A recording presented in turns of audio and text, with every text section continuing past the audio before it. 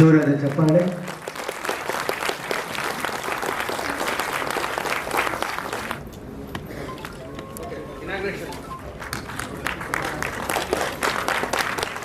Vishnuvardhan sir ಅವರ ಸಿಂಹದ ಹಾದಿ. ಈಗ ಪುಷ್ಪಾರ್ಚನೆ.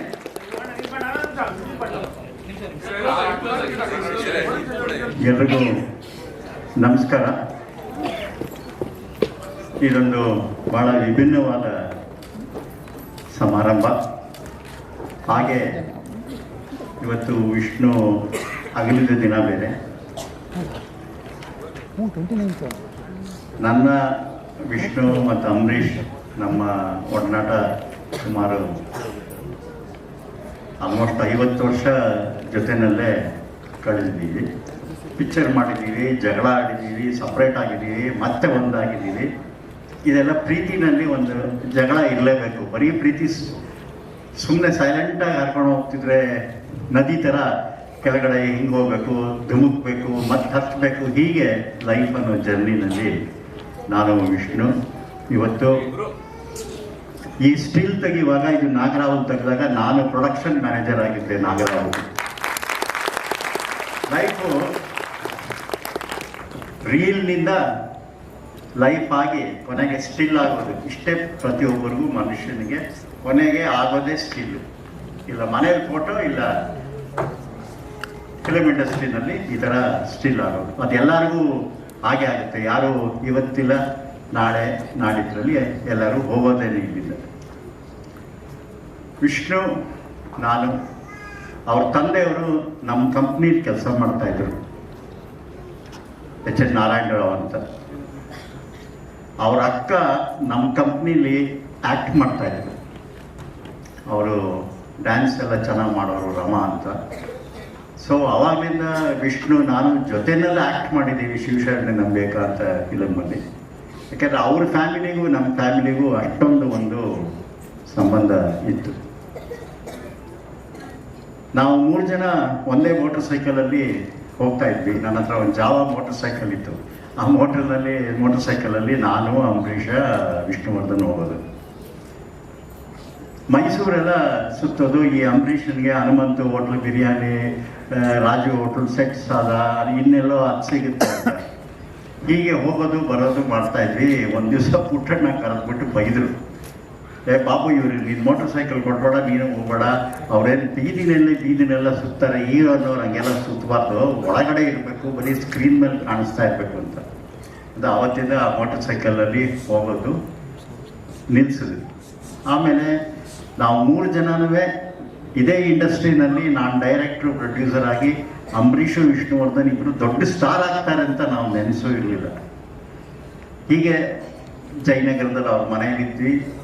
ಅವ್ರ ಮನೇಲೆ ನಾನು, ಅಂಬರೀಷ ಮೈಸೂರಿಂದ ಬಂದು ಅವ್ರ ಮನೇಲಿ ಇರ್ತಾ ಇದ್ವಿ. ವಿಷ್ಣು ನಮ್ಮನ್ನು ಬಿಡೋಕ್ಕೆ ಮೈಸೂರಿಗೆ ಬರೋದು. ಯಾಕೆಂದರೆ ನಾವಿಬ್ಬರು ಇಲ್ಲದೆ ಇದ್ದರೆ ವಿಷ್ಣು ಎಲ್ಲೂ ಹೋಗ್ತಾನೆ ಇರಲಿಲ್ಲ. ನಮ್ಮನ್ನು ಬಿಟ್ಬಿಟ್ಟು ನಮ್ಮ ಮನೇಲಿ ಊಟ ಮಾಡಿಕೊಂಡು ನಡೀಲಿ ಮತ್ತೆ ವಾಪಸ್ ಬೆಂಗಳೂರು ಹೋಗೋಣ ಅಂತಿದ್ದ. ಆ ಥರ ಒಂದು ಫ್ರೆಂಡ್ಶಿಪ್ಪು. ರೈಲ್ವೆ ಸ್ಟೇಷನ್ನಲ್ಲಿ ಆವಾಗ ಮಡ್ರಾಸ್ಗೆಲ್ಲರೂ ರಾತ್ರಿ ಟ್ರೈನಲ್ಲಿ ಹೋಗೋದು. ಎಷ್ಟೋ ಸರಿ ನಾನು, ಅಂಬರೀಷ, ವಿಷ್ಣುನ ಬಿಟ್ಬಿಟ್ಟು ಮೈಸೂರು ವಾಪಸ್ ಹೋಗ್ಬೇಕು ಅಂತಿದ್ರೆ ನಮ್ಮನ್ನು ಹಾಗೆ ಕೂರಿಸ್ಕೊಂಡು ಟ್ರೈನಲ್ಲಿ ಬೀಗ ಹಾಕ್ಬಿಡೋದು. ಅಂದರೆ ಈ ಥರದ್ದೆಲ್ಲ ಸ್ಕ್ರೀನ್ ಮೇಲೆ ಮಾಡೋ ಕೆಲವು ಚೇಷ್ಟೆಗಳಿಂದ ಸ್ಕ್ರೀನ್ ಹಿಂದ್ಗಡೆ ಲೈಫಲ್ಲಿ ವಿಷ್ಣು ಭಾಳ ಒಂದು ಎಕ್ಸ್ಟ್ರಾರ್ಡಿನರಿ ಕಾಮಿಡಿಯನ್ ಅವನು. ಆ್ಯಕ್ಚುಲಿ ಪಾಪ ಅವನು ಟ್ರಾಜಿಕ್ ಹೀರೋ ಆಗ್ಬಿಟ್ಟ, ಕರ್ಣ ಅಂತ ಹೆಸರಿಟ್ಬಿಟ್ಟು ಬಂಧನದಲ್ಲಿ ಆದಮೇಲಿಂದ. ಆ್ಯಕ್ಚುಲಿ ಕಾಮಿಡಿಗೆ one of the best actor. ನಾನು ತುಂಬ ಅದನ್ನು ಕಿಲಾಡಿ ಜೋಡಿನಲ್ಲಿ, ಬಂಧನದಲ್ಲಿ ಅಲ್ಲಲ್ಲಿ ಆ ಕಾಮಿಡಿನ ಟಚ್ ಮಾಡಿದ್ದೀನಿ. ಆಮೇಲೆ ಒಂದು ಪ್ರೊಡ್ಯೂಸರ್ ಬಗ್ಗೆ, ಒಂದು ಕತೆ ಬಗ್ಗೆ, ಒಂದು ಸಿನಿಮಾ ಬಗ್ಗೆ, ಒಬ್ಬ ನಿರ್ದೇಶಕನ ಬಗ್ಗೆ ಬಹಳನೇ ಒಂದು ತುಂಬ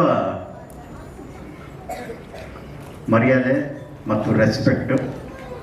ಎಷ್ಟೋ ಸರಿ ನಾನು, ಪುಟ್ಟಣ್ಣ ಅವರು, ನಾವು ಡೈರೆಕ್ಟರ್ ಅಸೋಸಿಯೇಷನ್ ಸ್ಥಾಪನೆ ಮಾಡಿದಾಗ ಪುಟ್ಟಣ್ಣ ಅವರು ಅಧ್ಯಕ್ಷರಾಗಿದ್ದರು. ನಾನು ಸೆಕ್ರೆಟರಿ ಆಗಿದ್ದೆ. ಸರಿ, ಈ ಡೈರೆಕ್ಟರ್ ಅಸೋಸಿಯೇಷನ್ಗೆ ಫಂಡ್ ಇರಲಿಲ್ಲ. ಹೆಂಗೆ ಫಂಡ್ ತರೋದು ಅಂತಿದ್ದಾಗ ನಾನು ವಿಷ್ಣುಗೆ ಬಾಯಿಲಿಗೆ ಅಂತ ಹೇಳಿದೆ, ವುಡ್ಲ್ಯಾಂಡ್ಸ್ ಹೋಟೆಲ್ನಲ್ಲಿ. ನಾನು ಹೇಳಿದೆ, ಅವ್ರು ಕೇಳೋದಕ್ಕಿಂತ ಮೊದಲೇ ನೀನೇ ಒಂದು ಅಮೌಂಟ್ ಅನೌನ್ಸ್ ಮಾಡಿಬಿಡು ಅಂತ. ಸೊ ಫಸ್ಟು ಡೈರೆಕ್ಟರ್ ಅಸೋಸಿಯೇಷನ್ಗೆ 5,000 ರೂಪಾಯಿ 1980ನೇ ಇಸ್ವಿನಲ್ಲಿ ವಿಷ್ಣುನೇ ಕೊಟ್ಟಿದ್ದು. ಅಂದರೆ ಅವ್ರು ಎಷ್ಟೋ ಕೆಲಸಗಳು ಯಾರಿಗೂ ಹೇಳ್ತಾ ಇರಲಿಲ್ಲ, ಸೈಲೆಂಟಾಗಿ ಅವನು ಮಾಡ್ತಿದ್ದ. ಅದನ್ನು ಯಾವುದೇ ಕಾರಣಕ್ಕೂ ಪಬ್ಲಿಸಿಟಿ ತಗೋತಿರ್ಲಿಲ್ಲ. ಸುಮ್ಮನೆ ಇದೊಂದು ಉದಾಹರಣೆ ಹೇಳಿದೆ, ಈ ಥರ ಬೇಕಾದಷ್ಟು ಮಾಡಿದ್ದಾರೆ. ಆಮೇಲೆ ಮೋಸ್ಟ್ ಡಿಸಿಪ್ಲಿನ್ಡ್ ಆರ್ಟಿಸ್ಟ್. ನಾನು ಬೇಕಾದಷ್ಟು ಜನ ಹತ್ರ ದಿಲೀಪ್ ಕುಮಾರಿಂದ ಹಿಡಿದು ಹೇಮಮಾಲಿನಿ, ರೇಖಾ, ತಮಿಳಲ್ಲಿ, ತೆಲುಗಿನಲ್ಲಿ ನಾಗಾರ್ಜುನ, ಕೃಷ್ಣ, ಇವರ ಹತ್ರ ಎಲ್ಲ ಕೆಲಸ ಮಾಡಿದ್ದೀನಿ. But Vishnu very discipline. ಒಂದ್ಸರಿ ಕತೆ ಕೇಳಿಬಿಟ್ರೆ ಸೆಟ್ಟಲ್ಲಿ ಯಾವುದೇ ಥರದ ಪ್ರಾಬ್ಲಮ್ ಇರ್ತಿರ್ಲಿಲ್ಲ. ಅವನ ಪಾಡಿಗೆ ಅವನು ಇನ್ನೂ ಸೀನ್ನ ಹೇಗೆ ಇಂಪ್ರೂವ್ ಮಾಡಬೇಕು, ಏನು ಆ್ಯಕ್ಟಿಂಗಲ್ಲಿ ಇನ್ನೇನು ಕೊಡಬೇಕು ಅಂತ ಕೇಳ್ತಿದ್ದೆ ವಿನ ಇದು ಚೆನ್ನಾಗಿಲ್ಲ, ನಾನು ಮಾಡೋದಿಲ್ಲ, ಶೂಟಿಂಗ್ ನಿಲ್ಲಿಸ್ಬಿಡೋದು, ಆ ಥರದ್ದೆಲ್ಲ ಯಾವುದೇ ಒಂದು ಕಂಪ್ಲೇಂಟ್ ಎಲ್ಲೂ ಬಂದಿಲ್ಲ. ಆಮೇಲೆ ಒಂದು ಸೀನ್ ಅಂತ ಹೇಳಿದ್ರೆ ರಾತ್ರಿ ಹಗಲು ನಾನು ಮುತ್ತಿನಾರದಲ್ಲಿ 3 ಗಂಟೆ 2 ಗಂಟೆ, ಯಾಕೆಂದರೆ ನಾವಿಬ್ಬರು ಎಲ್ಲೋದ್ರೂ ಅಕ್ಕಪಕ್ಕ ರೂಮಲ್ಲೇ ಇರ್ತಿದ್ವಿ. ನಮಗೆ ಒಂದು ರೂಮು ಹಾಕಿದ್ರೆ ಇಲ್ಲಿ ನಂದೇ ಎಲ್ಲ, ನಾನೇ ಪ್ರೊಡ್ಯೂಸರು, ಪಕ್ಕದಲ್ಲೇ ಅವನು ಇರಬೇಕು. ಅವನ ಕಂಡೀಷನನ್ನು ನೀನು ಎಲ್ಲಿರ್ತೀಯ ಅಲ್ಲೇ ಪಕ್ಕದಲ್ಲಿ ಇರಬೇಕು ಅಂತ. ಸೊ ಹೀಗೆ ಕೆಲವು ಸೀನ್ಗಳನ್ನ ಆ್ಯಕ್ಟ್ ಮಾಡಿ ತೋರಿಸೋ ಒಂದು ರೂಮಲ್ಲಿ ನನಗೆ ರಾತ್ರಿ ಇದು ಸರಿ ಇದೆಯಾ ನೋಡು ಅಂತ. ಕೆಲವು ಸರಿ ಇದ್ದದನ್ನು ತಿದ್ದಿದ್ದನ್ನ ಅದನ್ನು ಅವನು ಮನಸ್ಸಿಗೆ ತಗೋತಾ ಇರಲಿಲ್ಲ. ಈಗೋ ಇರಲಿಲ್ಲ ವಿಷ್ಣು ಹತ್ರ. ನಾನು ಮಾಡಿದ್ರೆ ಇವ್ನು ಏನೋ ತಿದ್ದುಬಿಡ್ತಾನಲ್ಲ ಅನ್ನೋವಾಗ ಯಾವುದೇ ಡೈರೆಕ್ಟರ್ಗೂ ಆಗ್ತಾ ಇರಲಿಲ್ಲ. ಅಷ್ಟಿಲ್ಲದೆ ಅವನು ಅಷ್ಟು ಪಿಕ್ಚರ್ಗಳು ಮಾಡೋಕ್ಕೆ ಸಾಧ್ಯ ಆಗ್ತಿರ್ಲಿಲ್ಲ. ವರ್ಷಕ್ಕೆ 4-5 ಪಿಕ್ಚರ್ಗಳು ಅಂದರೆ 4 ಥರ ಪ್ರೊಡ್ಯೂಸರ್ಗಳು, 4 ಥರ ಡೈರೆಕ್ಟರ್ಗಳ ಜೊತೆಗೆ ಸಾಗಬೇಕು. ಅದನ್ನು ವಿಷ್ಣು ಯಾವಾಗಲೂ ಕರ್ತವ್ಯಕ್ಕೆ ತುಂಬ ರೆಸ್ಪೆಕ್ಟ್ ಕೊಟ್ಟು, ಒಂದು ಆ ಡೆಡಿಕೇಶನ್ನು, ಡಿಸಿಪ್ಲಿನು ಇದು ವಿಷ್ಣು ಹತ್ರ ತುಂಬ ಇತ್ತು. ಏಕೆಂದರೆ ಅವ್ರ ತಾಯಿ ಸತ್ತಾಗ ನನ್ನದೇ ಶೂಟಿಂಗ್ ನಡೀತಾ ಇತ್ತು. ಆವಾಗ ನಾನು ಶೂಟಿಂಗ್ ನಿಲ್ಲಿಸಿದಾಗ, ಇಲ್ಲ ನಾಳೆ ಶೂಟಿಂಗ್ ಆಯ್ತಲ್ಲ, ಇನ್ನೇನು ಶೂಟಿಂಗ್ನೆಲ್ಲ ಆರ್ಟಿಸ್ಟ್ ಇದ್ದಾರೆ, ಇನ್ನು ನಾವು ಅದನ್ನು ನಿಲ್ಲಿಸೋದು ಬೇಡ ಅಂತ. ಹಾಗೆ ಒಂದು ದೊಡ್ಡ ಹೃದಯ. ಅದು ನಾವು ಗೊತ್ತಿರೋರಿಗೆ ಗೊತ್ತು ವಿಷ್ಣು ಏನು ಅಂತ. ಪಾಪ ಕೆಲವರೆಲ್ಲ ಅದನ್ನು ಬೇರೆ ರೂಪದಲ್ಲಿ ನೋಡಿ ವಿಷ್ಣು ಬಗ್ಗೆ ಹೇಳಿ ಹೇಳಿ ಹೇಳಿ ಹೇಳಿ ಹೇಳಿ ಅವನೊಂಥರ ದುರಂತ ನಾಯಕ ಮಾಡಿಬಿಟ್ರು. ಯಾಕೆಂದರೆ ಅವ್ನು ನನ್ನ ಪಿಕ್ಚರ್ನಲ್ಲಿ ದುರಂತ ನಾಯಕ ಆಗಿ, ನನ್ನ ಕರ್ನಾಟಕದ ನಾಯಕ ಆಗಿ, ದುರಂತ ನಾಯಕ ಆಗಿ, ಅವನಿಗೆ ದುರಂತನೇ ಎಲ್ಲೋದ್ರೂ ಪಾಪ ಇವನಿಗೆ ಅಹಂಕಾರ ಜಾಸ್ತಿ, ಇವನಿಗೆ ಅದು ಜಾಸ್ತಿ ಅಂತೆಲ್ಲ ಕೆಲವರೆಲ್ಲ ಹೇಳ್ತಾ ಇದ್ರು. ಅವೆಲ್ಲ ಯಾವುದೂ ಸತ್ಯ ಇಲ್ಲ. ವೆರಿ ಕ್ಲೀನ್, ಒಂದು ಒಳ್ಳೆ ಫ್ಲವರ್ ಥರ ಅವನು.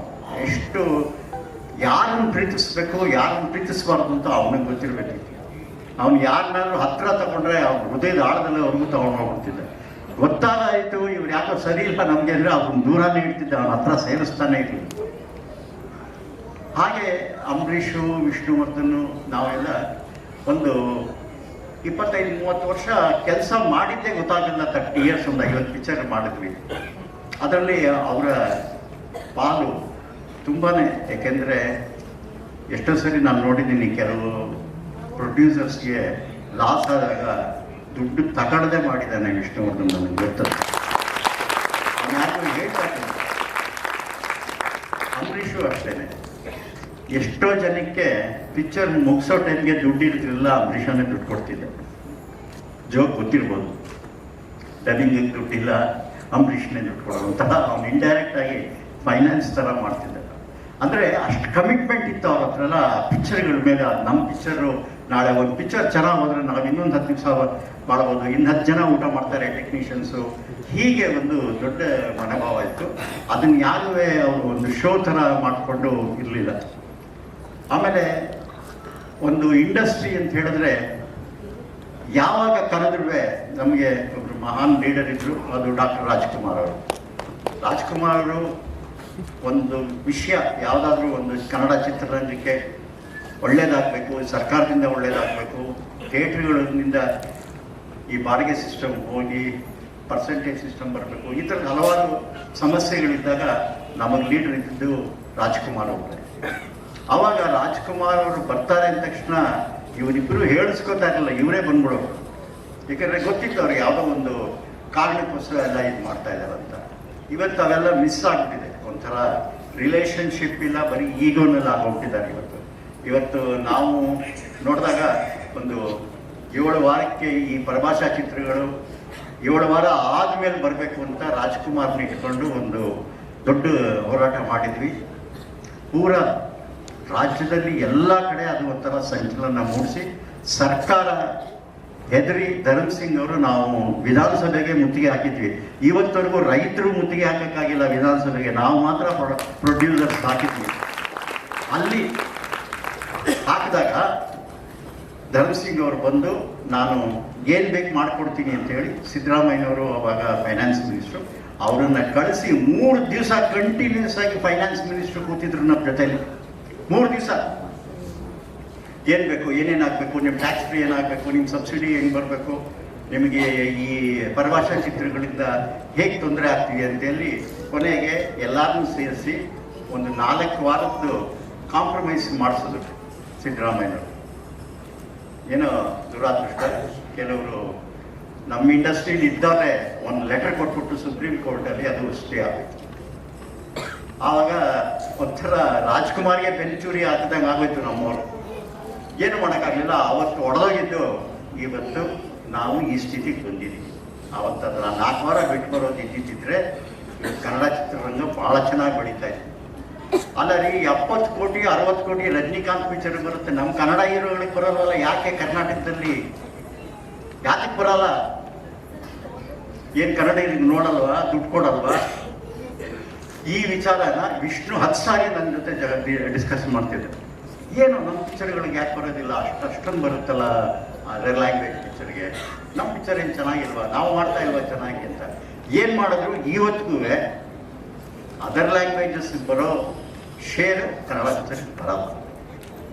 ಅದು ನಮ್ಮ ಒಂದು ದುರ್ದೈವ ಅಂತ ಹೇಳ್ಬೇಕು. ಯಾಕಂದರೆ ಕನ್ನಡ ಭಾಷೆಗೆ ಕರ್ನಾಟಕದಲ್ಲೇ ಅದು ಒಂದು ನಮಗೆ ಫಲ ಕೊಡಲ್ಲ ಅಂದರೆ ಯಾವ ಥರದ್ದು. ಇದನ್ನು ನಾವು ಸುಮಾರು 30 ವರ್ಷದಿಂದ ಡಿಸ್ಕಸ್ ಮಾಡ್ತಾನೇ ಇದ್ದೀವಿ. ಇದಕ್ಕೇನು ದಾರಿ ಸಿಕ್ಕಿಲ್ಲ. ಅದೇನು ಗೊತ್ತಿಲ್ಲ. ನಮ್ಮ ತಂದೆಯವರ ಪಾರ್ಟ್ನರ್ ಒಬ್ಬರು ವಿಠಲಾಚಾರ್ಯ ಅಂತಿದ್ರು, ಭಾಳ ದೊಡ್ಡ ಪ್ರೊಡ್ಯೂಸರು, ಡೈರೆಕ್ಟ್ರು ತೆಲುಗಿನಲ್ಲಿ. ಅವ್ರನ್ನ ಆ ಕಾಲಕ್ಕೆ ಸ್ಟೀವನ್ ಸ್ಪೆಲ್ಬರ್ಗ್ ಅಂತ ಕರೀತಾ ಇದ್ರು. ಅವ್ರನ್ನ ಸುಮಾರು ಪಿಕ್ಚರ್ ಮಾಡಿದ್ದಾರೆ. ಅವ್ರು ನನಗೆ ಯಾವಾಗ ಹೇಳೋರು, ಬಾಬು ಈ ಕನ್ನಡ ಚಿತ್ರರಂಗದಲ್ಲಿ ಏನೋ ಒಂದು ಶಾಪ ಆಗ್ತಿದೆ, ನೀವು ಒಂದು ಕೇರಳ ಹೋಗ್ಬಿಟ್ಟು ಕೇರಳದಲ್ಲಿ ಒಂದು ಪ್ರಶ್ನೆ ತೆಗೆಸಿ ಆಮೇಲಿಂದ ನೀವು ಒಂದು ಪೂಜೆ ಮಾಡಿ ಒಳ್ಳೇದಾಗುತ್ತೆ ಅಂತ. ಈಗ ಅನಿಸುತ್ತೆ ಒಂದೊಂದ್ಸರಿ ಅವ್ರು ಹೇಳಿದ ಮಾತು ಸರಿ ಏನೋ ಅಂತ. ಯಾಕಂದ್ರೆ ಇವತ್ತಿನ ಪರಿಸ್ಥಿತಿ ನಾವು ನೋಡಿದ್ರೆ ಇವತ್ತು ನಾವು ಯಾರಿಗೂ ಬೇಡದವ್ರು ಆಗ್ಬಿಟ್ಟಿದ್ದೀವಿ. ಯಾರಿಗೂ ಬೇಡ, ಥಿಯೇಟರ್ನವ್ರಿಗೂ ಬೇಡ, ಆಡಿಯನ್ಸ್ಗೂ ಬೇಡ ಅಂತ ಕಾಣಿಸ್ತಾ ಇದೆ. ಯಾಕೆಂದರೆ 1 ದಿವಸ 2 ದಿವಸ ನಡೀತಾ ಇದೆ ಇವತ್ತು ಕನ್ನಡ ಚಿತ್ರರಂಗ. ಇವತ್ತು ಸ್ಯಾಟಲೈಟ್ಗೆ ಕೊಟ್ಟಾಗ ಮೊದಲಾದ್ರೂ 1 ವಾರ ತಗೋತಿದ್ರು. ಈಗ ನನಗೆ ತಿಳಿದ ಮಟ್ಟಕ್ಕೆ 1ನೇ ದಿವಸಕ್ಕೆ ತಗೋತಾ ಇದ್ದಾರೆ ಅಂತಲೂ ರೂಮರ್ ಬರ್ತಾ ಇದೆ. ಅಂದರೆ ಪರಿಸ್ಥಿತಿ ಹೆಂಗೆ ಮಾಡಿದೆ. ಇದಕ್ಕೆಲ್ಲ ಯಾಕೆ ಕಾರಣ ಅಂದರೆ ನಾವೇ ಮಾಡ್ಕೊಂಡಿರೋ ಕಾರಣ. ಇವತ್ತು ವಿಷ್ಣುವರ್ಧನ್, ಅಂಬರೀಷ್, ರಾಜ್ಕುಮಾರ್ ಅವರು ಇದ್ದಾಗ ಒಂದು ಒಗ್ಗಟ್ಟಿತ್ತಲ್ಲ, ಆ ಒಗ್ಗಟ್ಟು ಇವತ್ತು ಮಿಸ್ ಹೊಡೆದಿದೆ ಅಂತ ಕಾಣುತ್ತೆ. ಇನ್ನೂ ಟೈಮ್ ಕಳೆದಿಲ್ಲ, ಮತ್ತೆ ಒಗ್ಗಟ್ಟಾಗಿ ಎಲ್ಲರೂ ಕೆಲಸ ಮಾಡಿದ್ರೆ ಖಂಡಿತ ಕನ್ನಡ ಚಿತ್ರರಂಗ ಒನ್ ಆಫ್ ದಿ ಬೆಸ್ಟ್ ಚಿತ್ರರಂಗ, ಅತ್ಯುತ್ತಮದ ಚಿತ್ರಗಳು ಆಗಿದೆ, ಮುಂದೆನೂ ಆಗುತ್ತೆ. ಇಲ್ಲಿರೋ ಟೆಕ್ನಿಷಿಯನ್ಸು, ಡೈರೆಕ್ಟರ್ಸು ಪ್ರತಿಯೊಬ್ಬರಿಗೂ ಅದ್ಭುತವಾದ ಕಲ್ಪನೆ ಎಲ್ಲ ಇದೆ. ಅವ್ರಿಗೊಂದು ಸಪೋರ್ಟ್ ಸಿಗ್ತಾ ಇಲ್ಲ. ಯಾಕಂದರೆ ಯಾರೇ ಒಂದು ಮೇಲೆ ಹತ್ಬೇಕಾದ್ರೆ ಒಂದು ಗೊಂಬೆ ಆಗಬೇಕು, ಕೆಳಗಡೆ ಯಾರಾದರೂ ಹಿಡ್ಕೊಳ್ಬೇಕು. ಆ ಥರದ ಪರಿಸ್ಥಿತಿಯಲ್ಲಿ ಇವತ್ತಿದೆ. ವಿಷ್ಣುವರ್ಧನ್, ಅಂಬರೀಷ್, ರಾಜ್ಕುಮಾರ್ ಅವರೆಲ್ಲ ಅಂಥ ಒಂದು ಅಡಿಪಾಯ ಹಾಕಿ ಹೋಗಿದ್ದಾರೆ ನಮ್ಮ ಕನ್ನಡ ಚಿತ್ರರಂಗಕ್ಕೆ. ಇದನ್ನು ವಿಷ್ಣು ಮತ್ತು ರಾಜ್ಕುಮಾರ್ ಅವರು, ಅಂಬರೀಷ್ ಅವರು ಎಷ್ಟು ಸರಿ ಚರ್ಚೆ ಮಾಡಿದ್ದೀವಿ ಅಂದರೆ, ಏನು ಪ್ರಾಬ್ಲಮ್ಗಳು ಬಂದರೂ ರಾಜ್ಕುಮಾರ್ ಮನೆಯಲ್ಲಿ ಊಟ ಇಲ್ಲ, ವಿಷ್ಣುವರ್ಧನನ ಮನೆ ಊಟಕ್ಕೆ ರಾಜ್ಕುಮಾರ್ ಬರ್ತಾರೆ, ಇಲ್ಲ ಅಂಬರೀಷ್ ಮನೆ. ಈಗ ಅಂಬರೀಷ್ ಮನೆಯಲ್ಲಿ ನಾನ್ ವೆಜ್ ಭಾಳ ಇಂಪಾರ್ಟೆಂಟ್ ಅಂತ ಹೇಳಿ ಅಲ್ಲಿಗೆ ಕೂತ್ಕೊಂಡು ಒಂದು ಚರ್ಚೆ ಮಾಡಿ ಯಾವ ಥರ ಒಂದು ಕನ್ನಡ ಚಿತ್ರರಂಗನ ಉಳಿಸ್ಬೇಕು ಅನ್ನೋದು ವಿಷ್ಣುಗೆ ತುಂಬ ಕಾಳಜಿ ಇತ್ತು. ಆಮೇಲೆ ಅವನಿಗೂ ನಾನು ಗಟ್ಟಿ ಆದರೆ ಒಳ್ಳೆ ಪಿಕ್ಚರ್ಗಳು ಮಾಡ್ಬೋದು, ನಾವು ನಿಂತ್ಕೊಳ್ಳೋ ನೆಲ ಗಟ್ಟಿ ಇರಬೇಕು ಅಂತ ಯಾವಾಗಲೂ ವಿಷ್ಣು ಹೇಳ್ತಾ ಇದ್ದಾರೆ. ಇವತ್ತು ನನಗೆ ತಿಳಿದ ಮಟ್ಟಕ್ಕೆ one of the best actor Vishnuvardhan. ಆ ಭಾಷೆ ಇದೆಯಲ್ಲ, ಉಚ್ಚಾರಣೆ ಕನ್ನಡ. ಅಂಬರೀಷಂದಾದರೂ ಸ್ವಲ್ಪ ಮಂಡ್ಯ ಭಾಷೆ, ರಾಜ್ಕುಮಾರ್ ಎಕ್ಸ್ಟ್ರಾರ್ಡನರಿ ಬಿಡಿ, ಅವ್ರನ್ನ ನಾವು ಹೋಲ್ಸೋಕ್ಕೆ ಆಗಲ್ಲ. ಬಟ್ ವಿಷ್ಣು ಇವತ್ತು ಮಾತಾಡೋದಿದೆಯಲ್ಲ, ಅಪ್ಪಟವಾದ ಸ್ಪಷ್ಟ ಕನ್ನಡ, ಅಷ್ಟು ಚೆನ್ನಾಗಿ ಕನ್ನಡ ಭಾಷೆ. ಅವನಿಗೆ ಬೇರೆ ಯಾವ ಆಸೆನೂ ಇರಲಿಲ್ಲ, ಒಳ್ಳೆ ಪಿಕ್ಚರ್ಗಳು ಮಾಡಬೇಕು, ದೊಡ್ಡ ದೊಡ್ಡ ಪಿಕ್ಚರ್ ಮಾಡಬೇಕು ಅಂತ. ನಾನು ಮುತ್ತಿನಹಾರ ಕಾಪಿ ರೆಡಿ ಆದಾಗ ಮಡ್ರಾಸಲ್ಲೆಲ್ಲ ಅವನು ಅರೇ ನಾವು ಡಾಕ್ಟರ್ ಜಿವ್ಯಾಗ ಮಾಡಿದ್ದೀವಿ ಬನ್ನಿ ನೋಡಿ ಕನ್ನಡದವರು ಅಂತ ಹೇಳ್ಕೊಂಡು ಎಷ್ಟೋ ಜನ ತೆಲುಗುರವ್ರನ್ನ ಅವನ್ನೆಲ್ಲ ಕರೆಸಿ ಪಿಕ್ಚರ್ ತೋರಿಸ್ತಾ ಇದ್ದಾರೆ. ಆ ಥರ ಒಂದು ಭಾವನೆಗಳು ಇಲ್ಲದೇ ಇವತ್ತು ಸಿನಿಮಾ ಇಂಡಸ್ಟ್ರಿನಲ್ಲಿ ಒಬ್ಬರನ್ನ ಕಂಡ್ರೆ ಒಬ್ಬರು ಆಗಲ್ಲ. ಕ್ಯಾಮ್ರಾದಲ್ಲಿ ಮುಂದೆ ಇರೋರು ಒಂಥರ, ಕ್ಯಾಮ್ರಾ ಹಿಂದೆ ಇರೋರು ಒಂಥರ, ಸುತ್ತ ಇರೋರು ಇನ್ನೊಂಥರ. ಹೀಗಾಗ್ಬಿಟ್ಟು ಯಾರು ಪ್ರಯೋಜನಕ್ಕಿಲ್ದಂಗೆ ಆಗ್ತಾ ಇದ್ದೀವ. ಇವತ್ತು ಈ ಚಿತ್ರರಂಗನ ನಾವು ಉಳಿಸ್ಕೊಳ್ಬೇಕಾಗಿರೋದು, ಹಿರಿಯರು ಕಟ್ಟಿರೋದು 90 ವರ್ಷದ ಇತಿಹಾಸ ಇದೆ. ನಾವೆಲ್ಲ ಸೇರಿ, ನೀವು ಎಲ್ಲರೂ ಕನ್ನಡ ಚಿತ್ರರಂಗಕ್ಕೆ ಪ್ರೋತ್ಸಾಹ ಕೊಟ್ಟು, ಮರ ಒಣಗಿರ್ಬೋದು, ಅದಕ್ಕೆ ಸ್ವಲ್ಪ ನೀರು ಗೊಬ್ಬರ ಹಾಕಿದ್ರೆ ಮತ್ತೆ ಇನ್ನೂ ಚೆನ್ನಾಗಿ ಬೆಳೆಯುತ್ತೆ. ಸೊ ನೀರು ಗೊಬ್ಬರ ಹಾಕೋದೆಲ್ಲ ನಿಮ್ಮ ಕೈನಲ್ಲಿದೆ.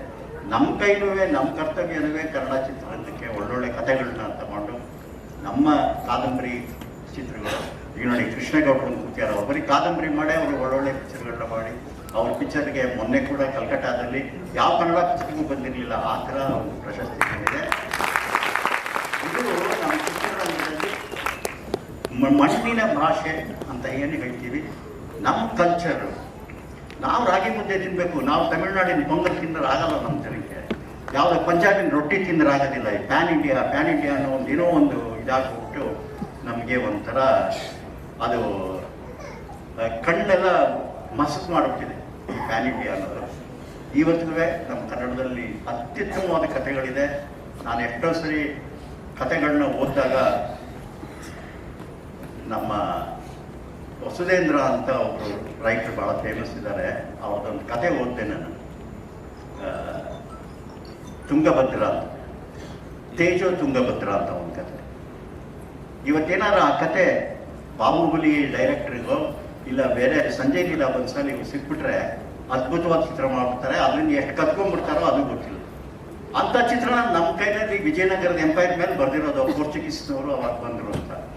ಬಟ್ ಇವತ್ತು ನಾವು ಟ್ರೈ ಮಾಡೋಕ್ಕೆ ನಮಗೆ ಶಕ್ತಿನೇ ಇಲ್ದಂಗೆ ಆಗ್ಬಿಟ್ಟಿದೆ. ಒಂಥರ ಇಂಟೆನ್ಸಿವ್ ಕೇರಲ್ಲಿ ಇದ್ಬಿಟ್ಟಿದ್ದೀವಿ, ಆಕ್ಸಿಜನ್ನಲ್ಲಿ ಇದ್ದೀವಿ ನಾವು.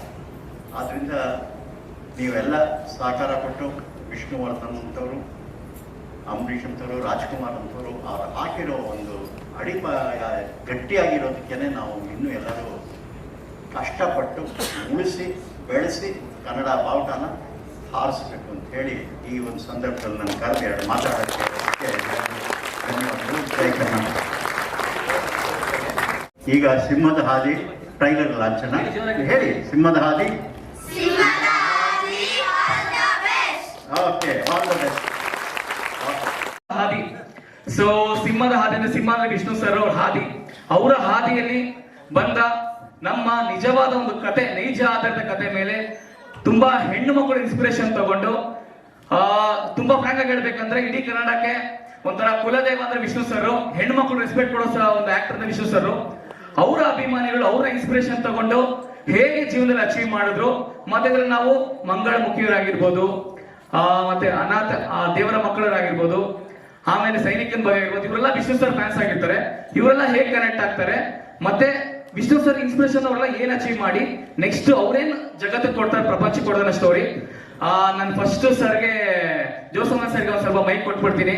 ಸರ್, ಸಾಸಿಮಾ ಟೈಟಲ್ ಕೊಟ್ಟವರು, ಫಿಲಂ ಮಾಡಿದವರು ನೀವು, ನಮ್ಗೆ ಅದ್ರ ಬಗ್ಗೆ ಸ್ವಲ್ಪ ಟ್ರೈಲರ್ ಬಗ್ಗೆ ಹಂಗೆ ಹೇಳ್ಬೇಕು sir. Thank you sir, thank you for coming. ಮಾಡಿರ್ತಕ್ಕಂಥ ವೀರಕ್ಕ ಪುತ್ರ ಶ್ರೀನಿವಾಸರವರಿಗೆ ನಾನು ಧನ್ಯವಾದನ ತರಿಸ್ಬೇಕು. ಈ ಚಿತ್ರವನ್ನು ತೆರೆಗೆ ತಂದಿರತಕ್ಕಂಥ ನಮ್ಮ ಶಶಿ ರಾಜ್ ದೊರೆ ಅವರಿಗೂ ನನ್ನ ಧನ್ಯವಾದನ ಸಲ್ಲಿಸ್ತೀನಿ. ಈ ವಿಷ್ಣುವ್ರ ಬಗ್ಗೆ ಬಹಳ ಹತ್ತಿರದ ನಿಕಟ ಸಂಪರ್ಕ ಇಟ್ಕೊಂಡು 50 ವರ್ಷಗಳಲ್ಲಿ ಜೊತೆಯಲ್ಲೇ ಬೆಳೆದು ಬಂದಂತ ನಮ್ಮ ರಾಜ್ ಸಿಂಗ್ ಬಾಬು ಅವರು ಅವ್ರ ಬಗ್ಗೆ ಎಲ್ಲವನ್ನೂ ಹೇಳಿದ್ದಾರೆ. ನಾನು ವಿಷ್ಣು ಬಗ್ಗೆ ಹೇಳೋಕೆ ಏನಿಲ್ಲ, ಈಗ ಟ್ರೈಲರ್ ಬಗ್ಗೆ ಒಂಚೂರು ಹೇಳಬೇಕು ಅಂತ ಹೇಳಿದ್ದಾರೆ. ಹಾಗಾಗಿ ಅಲ್ಲಲ್ಲಿ ನಾ ಕಂಡ ತುಣುಕುಗಳು, ಆ ತುಣುಕುಗಳು ಏನೋ ಹೇಳಕ್ ಹೊರಟಿದೆ, ಆದ್ರೆ ಪೂರ್ಣ ಸಿನಿಮಾವನ್ನು ನೋಡಿದಾಗ ಮಾತ್ರ ನಾನು ಅದರ ಬಗ್ಗೆ ಪೂರ್ಣವಾಗಿ ಮಾತಾಡೋದಕ್ಕೆ ಸಾಧ್ಯವಾಗುತ್ತೆ. ಬಟ್ ವಿಷ್ಣು ಸಿಂಹದ ಹಾದಿ ಅಂತ ಹೇಳಿದಾಗಲೇ ಸಿಂಹ ಹೇಗೆ ನಡ್ಕೊಂಡು ಬಂತು, ಅವ್ರು ಹೇಗೆ ಅವ್ರು ನಡೆದು ಬಂದ ದಾರಿ ಹೇಗೆ ಅನ್ನೋದನ್ನ ನಾನು ಬಹಳ ಹತ್ತಿರದಲ್ಲಿ ಕಂಡವನು. ಇವರು ನನಗಿಂತ ಹೆಚ್ಚಾಗಿ ಕಂಡವರು ನಮ್ಮ ಬಾಬು ಅವರು. ನಾನು ವಿಷ್ಣುವರ್ಧನ್ ಅವರ ಪರಿಚಯ ಆಗಿದೆ ನಮ್ಮ ರಾಜ್ ಸಿಂಗ್ ಬಾಬು ಅವರ ಕಂಪನಿಯಲ್ಲಿ ನಾನು ಕೆಲಸ ಮಾಡ್ತಾ ಇದ್ದೆ, ಅವ್ರ ತಂದೆ ಹತ್ರ ಕೆಲಸ ಮಾಡ್ತಾ ಇದ್ದೆ. ಇವ್ರ ತಾಯಿ ನನಗೆ ಊಟ ಹಾಕಿ ಸಾಕಿದ್ದಾರೆ. ಇವ್ರ ಜೊತೆ ನಾನು ಕೆಲಸ ಮಾಡಿದ ಮೇಲೆ ನಾನು ವಿಷ್ಣುವರ್ಧನ್ನ ಪರಿಚಯ ಆಗಿದ್ದು. ಆನಂತರ ಸಿನಿಮಾಗಳು, ಹಲವಾರು ಸಿನಿಮಾಗಳ ಅವ್ರ ಜೊತೆ ಅಸೋಸಿಯೇಟ್ ಡೈರೆಕ್ಟರ್ ಆಗಿ ಸಹೋದರ ಸೇವಲೆಲ್ಲ ನಾನೇ ಅವ್ರ ಜೊತೆಲಿ ಅಸೋಸಿಯೇಟ್ ಆಗಿ ಕೆಲಸ ಮಾಡ್ತಾ ಇದ್ದೆ. ವಿಷ್ಣುವರ್ಧನ್ ಅವರು ಕೆಲಸಕ್ಕೆ ಬೆಲೆ, ಅವರು ಆಗ್ಲೇ ಹೇಳಿದ್ದಾರೆ, ಒಬ್ಬ ಡೈರೆಕ್ಟರ್ಗೆ, ಒಂದು ಕತೆಗೆ, ಸ್ಕ್ರಿಪ್ಟ್ಗೆ ಬೆಲೆ ಕೊಡುವಂತ ಒಬ್ಬ ಕಲಾವಿದ ಅಂತಂದ್ರೆ ಅದು ವಿಷ್ಣುವರ್ಧನ್. ಅವ್ರು ಹೇಳಿದ್ದಾರೆ, ಅವ್ರು ನಿಜವಾಗ್ಲೂ ಅವರ ಭಾಷೆ ಅಷ್ಟು ಸ್ಪಷ್ಟವಾಗಿದೆ ಅನ್ನೋದು 100ಕ್ಕೆ 100 ಸತ್ಯ. ಬಹಳ ಸ್ಫುಟವಾಗಿ ಸ್ವಚ್ಛವಾಗಿ ಕನ್ನಡ ಮಾತಾಡೋದ್ರಲ್ಲಿ ಬಹಳ ಕರೆಕ್ಟಾಗಿ ಅಂತಂದ್ರೆ ವಿಷ್ಣುವರ್ಧನ್ ಹೇಳ್ಬೋದು. ಸುಂದರವಾದ ಮುಖಗಳಂತ ಬಹಳ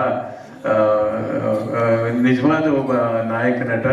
ಅವರಲ್ಲಿದ್ದ ಗುಣಗಳು, ಮೊದಲನೇದಾಗಿ ಹೆಣ್ಣಿಗೆ ಕೊಡ್ತಕ್ಕಂಥ ಒಂದು ಗೌರವ ಅವರಲ್ಲಿ ಬಹಳ ಇತ್ತು ಅವರಿಗೆ. ಅದಕ್ಕೆ ನಿಜವಾಗ್ಲೂ ನಾವು ಮೆಚ್ಚಲೇಬೇಕು. ನಾನು ಒಂದು ಪ್ರೇಮದ ಕಥೆ ಅಂತ BR ಲಕ್ಷ್ಮಣ್ ಅವರು ಒಂದು ಕತೆ ಮಾಡಿದ್ದೆ, ಪ್ರಜಾವಾಣಿ ವಾರಪತ್ರಿಕೆಯಲ್ಲಿ ಬಂದಿದ್ದು. ಅದು ಮಾಡಿದ್ಮೇಲೆ 1-2 ವರ್ಷ ಕೆಲಸ ಇರಲಿಲ್ಲ, ಮನೇಲಿ ಕೂತಿದ್ದೆ. ಆಮೇಲೆ ಒಂದು ಸಿನಿಮಾ ಬಂತು, ವಿಜಯ ವಿಕ್ರಮ ಅಂತ ಹೇಳಿ. ಆ ವಿಜಯ ವಿಕ್ರಮದಲ್ಲಿ 2 ಪಾತ್ರಗಳನ್ನ ವಿಷ್ಣುವರ್ಧನ್ ಅವರು ಪಾತ್ರ ಮಾಡಿದ್ರು. ಅಲ್ಲಿ ನಿರ್ದೇಶಕರು KSR ದಾಸ್ ಅವರು. ಅವರು ಸ್ವಲ್ಪ ಹೃದಯಾಘಾತದಿಂದ ಅವರು ಆಸ್ಪತ್ರೆ ಸೇರಿದ್ರಿಂದ ನಾನು ಒಂದು 15 ದಿನಗಳ ಶೂಟಿಂಗ್ ಚಿತ್ರೀಕರಣವನ್ನ ನಾನು ಮಾಡಿದೆ. ಆ 15 ದಿನಗಳಲ್ಲಿ ಮಾಡಿದ ಚಿತ್ರೀಕರಣವನ್ನು ಗಮನಿಸಿದ ವಿಷ್ಣುವರ್ಧನ್ ನನಗೆ ಒಂದು ಅವಕಾಶವನ್ನು ಯಾವ ರೀತಿ ಕಲ್ಪಿಸ್ಕೊಟ್ರು ಅಂದ್ರೆ, ನಾನು ಪಾಮ್ಗ್ರ ಹೋಟ್ಲಲ್ಲಿ ಇದ್ದಾಗ ಒಬ್ರು ಬಂದ್ರು, ಮ್ಯಾನೇಜರ್ ರಾಮಾಚಾರಿ ಅಂತೇಳಿ, ವರ್ಧಾಚಾರಿ ಅಂತೇಳಿ. ಅವ್ರು ಬಂದು ಇಲ್ಲಿ ಜೋಸೆಮ್ಮನ್ ಯಾರು ಅಂತ ಕೇಳಿದ್ರು. ಅವಾಗ ಶಕ್ತಿ ಪ್ರಸಾದ್ ನನ್ನ ಜೊತೆಲಿ ಇವರೇ ಅಂತಂದ್ರು. ಯಾಕೆ ಇಲ್ಲ, ನಮ್ಮ ಇವ್ರು ಕರೀತಾರೆ, ನಮ್ಮ ಪ್ರೊಡ್ಯೂಸರು. ನನ್ನನ್ನು ಯಾಕೆ ಕರೀತಾರೆ ಅಂತಂದ್ರೆ, ಇಲ್ಲ ಅವ್ರೊಂದು ಸಿನಿಮಾ ಮಾಡ್ತಾ ಇದ್ದಾರೆ, ಅದಕ್ಕೆ ನೀವೇ ಡೈರೆಕ್ಟರ್. ನಾನು ಡೈರೆಕ್ಟರ್ ಅಂತ ಯಾರು ಹೇಳಿದ್ರು ಅಂದಾಗ ಅವಾಗ ಹೇಳಿದ್ರು, ವಿಷ್ಣುವರ್ಧನ್ ಅವರೇ ಹೇಳಿದ್ರು, ಜೋಸೆಮ್ಮನ್ ಅವರಿಗೆ ಒಂದು ಅವಕಾಶ ಕೊಡಿ, ಅವ್ರು ಈ ಸಿನಿಮಾ ಮಾಡ್ತಾರೆ ಅಂತ ಹೇಳಿ. ಅವರು ರೆಕಮೆಂಡ್ ಮಾಡಿದ ನನ್ನ ಇಂಡಿಪೆಂಡೆಂಟ್ ಆಗಿ ವಿಷ್ಣುವರ್ಧನ ನಾನು ನಿರ್ದೇಶನ ಮಾಡಿದ ಚಿತ್ರ ನನ್ನ ರೋಷ 100 ವರ್ಷ. ಅಲ್ಲಿಂದ ಆಚೆಗೆ ಹಲವಾರು ಸಿನಿಮಾಗಳನ್ನ ನಾನು ಮಾಡ್ಕೊಂಡ್ಬಂದೆ. ಕೊನೆಗೆ ನಿರಂತರವಾಗಿ ಅವರಿಗೆ ಹೆಸರು ಉಳಿಸಿದಂಥದ್ದು ಸಾಹಸ ಸಿಂಹ ಚಿತ್ರ ಮಾಡಿದ್ದು. ಸಾಹಸ ಸಿಂಹ ಚಿತ್ರ ಮಾಡುವಾಗ ಬಹಳಷ್ಟು ಕಷ್ಟಪಟ್ಟರು ಅವರು. ಪ್ರೊಡ್ಯೂಸರ್ ಹತ್ರ ಅವರು ಹೇಳಿದಾಗೆ ಪ್ರೊಡ್ಯೂಸರ್ ಹತ್ರ ಕಾಸಿರ್ಲಿಲ್ಲ. ಡೈರೆಕ್ಟ್ರು ದೊಡ್ಡಬಳ್ಳಾಪುರದವರು ಒಬ್ಬರು ಗೋಪುರ ಥಿಯೇಟರ್ ಇತ್ತು ಯಶವಂತಪುರದಲ್ಲಿ. ಡೈಲಿ ಸಂಜೆ ಥಿಯೇಟರ್ ಕಲೆಕ್ಷನ್ ಎಲ್ಲ ತಗೊಂಡ್ಬಂದು ಚಿತ್ರೀಕರಣ ಮಾಡ್ತಾ ಇದ್ರು. ಅವಾಗೆಲ್ಲ ಪಾಪ ವಿಷ್ಣುವರ್ಧನ್ ಜೊತೆಗಿದ್ದು ಕಾಸನ್ನ ಪಕ್ಕಕ್ಕಿಟ್ಟು ಕಥೆಗೆ ಗಮನ ಕೊಟ್ಟು ನಿರ್ದೇಶನಿಗೆ ಬೆಲೆ ಕೊಟ್ಟು ಆ ನಿರ್ಮಾಪಕರಿಗೂ ಬೆಲೆ ಕೊಟ್ಟು ಕಷ್ಟಪಟ್ಟು ಬೇವರು ಸುರಿಸಿ ಕಷ್ಟಪಟ್ಟು ಸಿನಿಮಾ ಮಾಡಿದಂತ ಸಿನಿಮಾ ಅದು ಸಾಹಸ ಸಿಂಹ. ನಿಜವಾಗ್ಲೂ ಅದು ಅವರಿಗೆ ಹೆಸರಿಗೆ ತಕ್ಕ ಹಾಗೆ ಸಾಹಸ ಸಿಂಹ ವಿಷ್ಣುವರ್ಧನ್ ಬಿರುದು ಕೂಡ ಅವರಿಗೆ ಸಿಕ್ತು. ಅದು ಬಹಳ ಖುಷಿ, ಯಾವತ್ತಿಗೂ ನಾನು ಮರೆಯೋಕ್ಕಾಗಲ್ಲ. ವಿಷ್ಣುವರ್ಧನ ನನ್ನ ಜೀವಮಾನದಲ್ಲಿ ನಾನು ಮರೆಯೋಕ್ಕಾಗದಂತ ಒಂದು ವ್ಯಕ್ತಿ. ಬಹಳ ಸೆಂಟಿಮೆಂಟ್ ಅಂತಂದ್ರೆ ಆ ತರ ಒಂದು ಭಾವನಾತ್ಮಕ ಜೀವಿ ಅಂತಂದ್ರೆ ನಾನು ಹೇಳ್ಬೋದು. ನಾನು ಸಿಂಹಜೋಡಿ ಸಿನಿಮಾ ಮಾಡ್ತಿರುವಾಗ ಶೂಟಿಂಗ್ ಮಾಡ್ತಾ ಇದ್ದೆ. ಆವಾಗ ಇದ್ದಕ್ಕಿದ್ದಂಗೆ ನನಗೆ ಶೂಟಿಂಗ್ ನಿಲ್ಸು ಅಂತ ಹೇಳಿದ್ರು. ನಾನಂತ ಯಾಕೆ ನಿಲ್ಲಿಸ್ಬೇಕು ಅಂತಂದೆ. ಇಲ್ಲಪ್ಪ ನೀನು ನಿಲ್ಸು ಒಂದು ಸ್ವಲ್ಪ ಹೊತ್ತು ಅಂತ ಹೇಳಿ ಅವರೇ ಲೈಟ್ಸ್ ಆಫ್ ಎಲ್ಲ ಮಾಡಿ ಸೈಡ್ ಕರ್ಕೊಂಡು ಹೋದ್ರು. ಏನ್ ವಿಷ್ಣು ಯಾಕೆ ಶೂಟಿಂಗ್ ನಿಲ್ಲಿಸ್ದೆ ಅಂತಂದ್ರೆ, ಅವರು ಫಸ್ಟ್ ಅವ್ರ ಕಣ್ಣಲ್ಲಿ ನೀರು ತುಂಬಿಕೊಂಡಿದ್ದಾರೆ. ವಿಷ್ಣು ಏನಾಯ್ತು, ನಿಮ್ಗೇನಾಯ್ತು, ನಿಮ್ ಕಡೆ ಏನಾಯ್ತು ಅಂದ್ರು. ಏನಿಲ್ಲ ಅಂತ ಹೇಳಿ ನನ್ನನ್ನು ತಪ್ಪಿಕೊಂಡು ನಿಮ್ಮ ತಾಯಿಯವರು ತೀರ್ಕೊಂಡಿದ್ದಾರೆ ಅನ್ನೋ ಕಿವಿನಲ್ಲಿ ಹೇಳ್ಬಿಟ್ಟು ತಪ್ಪಿಕೊಂಡು ಅಷ್ಟು ಕಣ್ಣೀರಿಟ್ರು. ನಿಜವಾಗ್ಲು ಅಂತ ಒಂದು ಭಾವನಾತ್ಮಕ ಜೀವಿ. ನಮ್ಮ ತಾಯಿಗೆ ಕಣ್ಣೀರಿಟ್ಟಂತ ವ್ಯಕ್ತಿ ಅವರು. ನನ್ನ ಜೀವಮಾನದಲ್ಲಿ ನಾನು ಮರೆಯಕ್ಕಾಗದು. ವಿಷ್ಣುವರ್ಧನ್ ಎಂದಿಗೂ ನಾನು ಮರೆಯೋಕ್ಕಾಗಲ್ಲ. ಅಂತ ಒಂದು ಜೀವಿ ಅವ್ರನ್ನ ನಾವು ಇದೇ ತಿಂಗಳಲ್ಲಿ ನಾವು ಕಳ್ಕೊಂಡಿದ್ದೀವಿ, ಇದೇ ಡಿಸೆಂಬರ್ನಲ್ಲಿ. ಬಹಳ ನೋವಾಗ್ತದೆ ಅವ್ರ ಬಗ್ಗೆ ಮಾತಾಡುವಾಗಲೇ ನಮಗೆ ಎದೆ ತುಂಬಿ ಬರ್ತಾ ಇದೆ ನೋವು. ಎಷ್ಟೊಂದು ಸಿನಿಮಾಗಳು ಅವ್ರ ಜೊತೆಲಿ ಮಾಡಿದ್ವಿ. ನಾನು ವಿಷ್ಣುವರ್ಧನು ಮತ್ತೆ ಬಾಬು ಅವರ ಒಂದು ನೆಂಟಸ್ಗೆ ಒಡನಾಟ ಬಹಳ ಚೆನ್ನಾಗಿದ್ವಿ. ಒಂಥರ ಫ್ರೆಂಡ್ ಸರ್ಕಲ್ ತರನೇ ಇದ್ವಿ. ಅವ್ರ ಮೂಲಕನೇ ನನಗೆ ಅಂಬರೀಷ್ ಅವರು ಕೂಡ ಪರಿಚಯ ಆಗಿದ್ದು.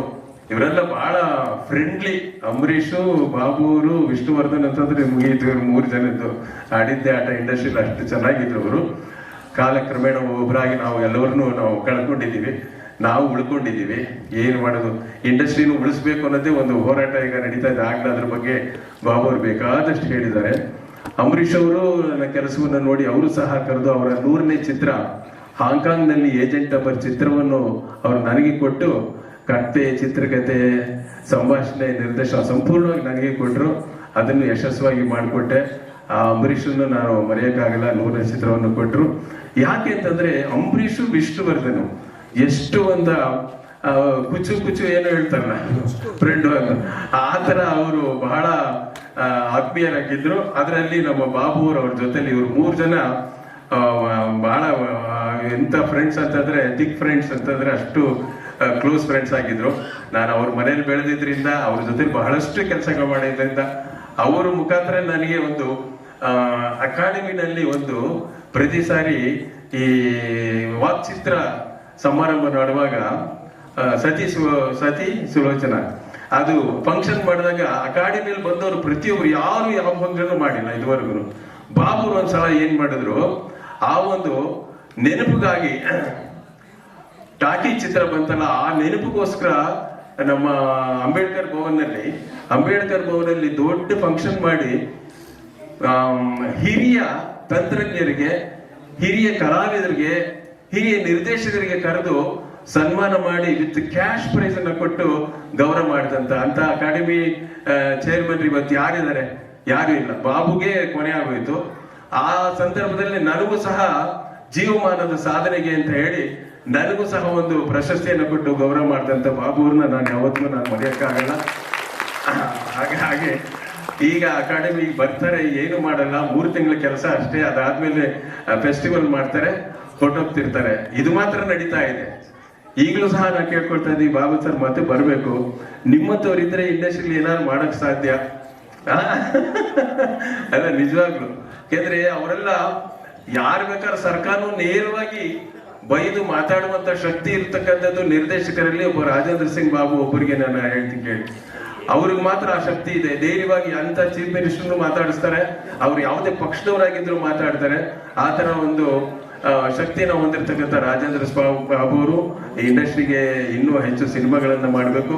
ಅವ್ರು ಮಾಡಿದ ಎಲ್ಲಾ ಚಿತ್ರಗಳು ನಾವು ಮರೆಯಕ್ಕಾಗಲ್ಲ. ಬಂಧನ, ಮುದ್ದಿನ ಹಾರ ಅಂತ ಯಾವ 1-2 ಹಲವಾರು ಚಿತ್ರಗಳು ಬಾಬು ಅಂತಂದ್ರೆ ಮುಗಿಯಿತು, ಅಷ್ಟು ಒಳ್ಳೆ ಚಿತ್ರಗಳನ್ನ ಕೊಟ್ಟಿದ್ದಾರೆ. ಇದಕ್ಕೆ ಈ ಒಂದು ಸಂದರ್ಭದಲ್ಲಿ ನನಗೆ ಮಾತಾಡಕ್ಕೆ ಅವಕಾಶ ಕೊಟ್ಟಿದ್ದಕ್ಕೆ ಸಂತೋಷ.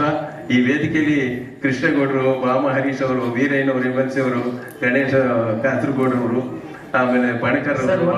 ಸರ್, ಸಾಹಸ ಸಿಂಹ ಏನಕ್ಕೆ ಇಟ್ರಿ ಸರ್? ಅದೊಂದನ್ನು ಆನ್ಸರ್ ಮಾಡಿ ಸರ್.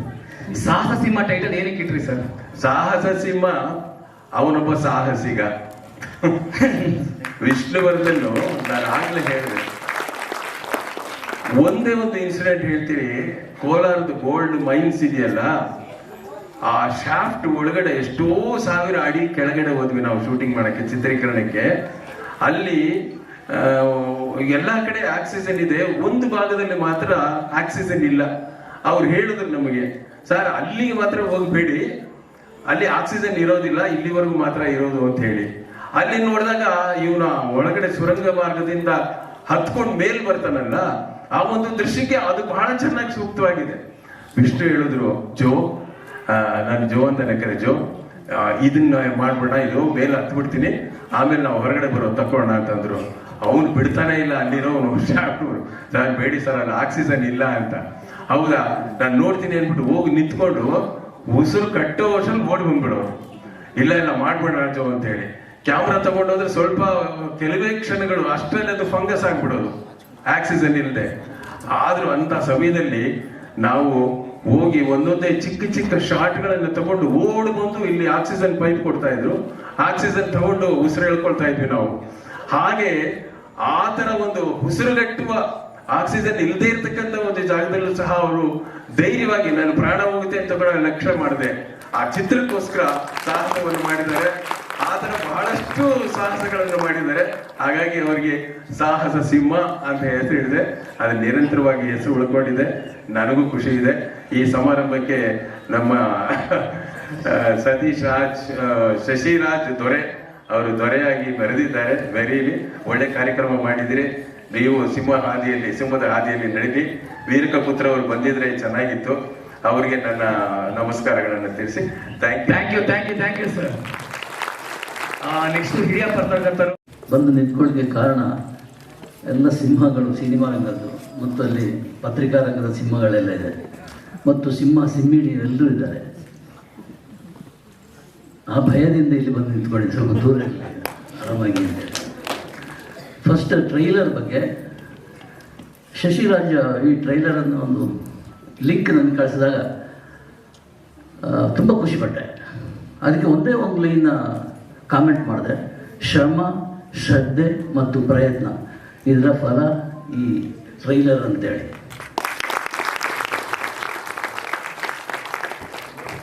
ನಮ್ಮ ಜೋಸೈಮನವರು ಹೇಳಿದಾಗೆ ಅಲ್ಲಲ್ಲಿ ಒಂದು ಕ್ಲೂ ಬಿಟ್ಟುಕೊಡಲ್ಲ, ಬಟ್ ಒಂದು ಕ್ಲೂ ಇದೆ, ಏನೋ ಹೇಳಿ ಕೊಟ್ಟಿದ್ದಾರೆ ಇವರು ಅಂತ. ಅದು ಈ ಟ್ರೈಲರ್ನಲ್ಲಿ ಕಂಡಿದೆ. ಸೊ ಶಶಿ, ರಾಜ್, ದೊರೈ, ಅದೇನು ಹೆಸರಪ್ಪ, ಮೂರು ಹೆಸರು ಇಟ್ಕೊಂಡು ನಿಂತಿದ್ದಾರೆ. ಅದು ಭಯ ಆಗುತ್ತೆ. ನಿಮಗೆ ಒಳ್ಳೆಯದಾಗಲಿ ಶಶಿ. ಆಮೇಲೆ ವೈಯಕ್ತಿಕವಾಗಿ ನನ್ನ ಮತ್ತು ವಿಷ್ಣುವರ್ಧನ್ ಸರ್ ಅವರ ಸಂಬಂಧದ ಬಗ್ಗೆ ಒಂದು ಎರಡೆರಡು ಘಟನೆಯನ್ನು ಹೇಳಿಬಿಡ್ತೀನಿ.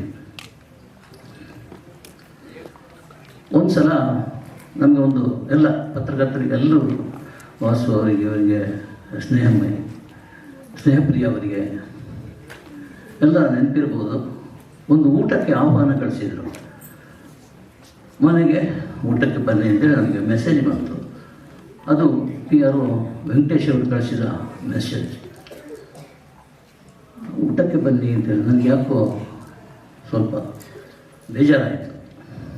ಕಾರಣ ಇಷ್ಟೇ, ತುಂಬ ಜನ ಹೇಳ್ತಾಯಿದ್ರು, ನಮ್ಮ ಸರ್ ಹೇಳಿದಾಗೆ ಅಹಂಕಾರಿ ಅಂತೇಳಿಯೋ ಅಥವಾ ಸಾಕಷ್ಟು ಆ್ಯಟಿಟ್ಯೂಡ್ ಇದೆ ಅಂತೇಳಿಯೋ ಅಂತ. ಹೌದಾ, ನಿಜವಾಗ್ಲೂ ವಿಷ್ಣುವರ್ಧನ್ ಅವರು ಅಹಂಕಾರಿನ, ಆ್ಯಟಿಟ್ಯೂಡ್ ಇದೆಯಾ? ಮತ್ತು ಯಾಕೆ ನಮಗಿದು ಮೆಸೇಜ್ ಮೂಲಕ ಆಹ್ವಾನ ಮಾಡಿದರು ಅಂಥೇಳಿ. ಸ್ವಲ್ಪ ಹೊತ್ತಿನಲ್ಲೇ ವೆಂಕಟೇಶ್ ಫೋನ್ ಮಾಡಿದರು, PRO ವೆಂಕಟೇಶ್. ಸರ್ ಬರ್ತೀರಲ್ಲ ಊಟಕ್ಕೆ, ಮನೆಗೆ ಊಟಕ್ಕೆ ಕರೆದಿದ್ದಾರೆ.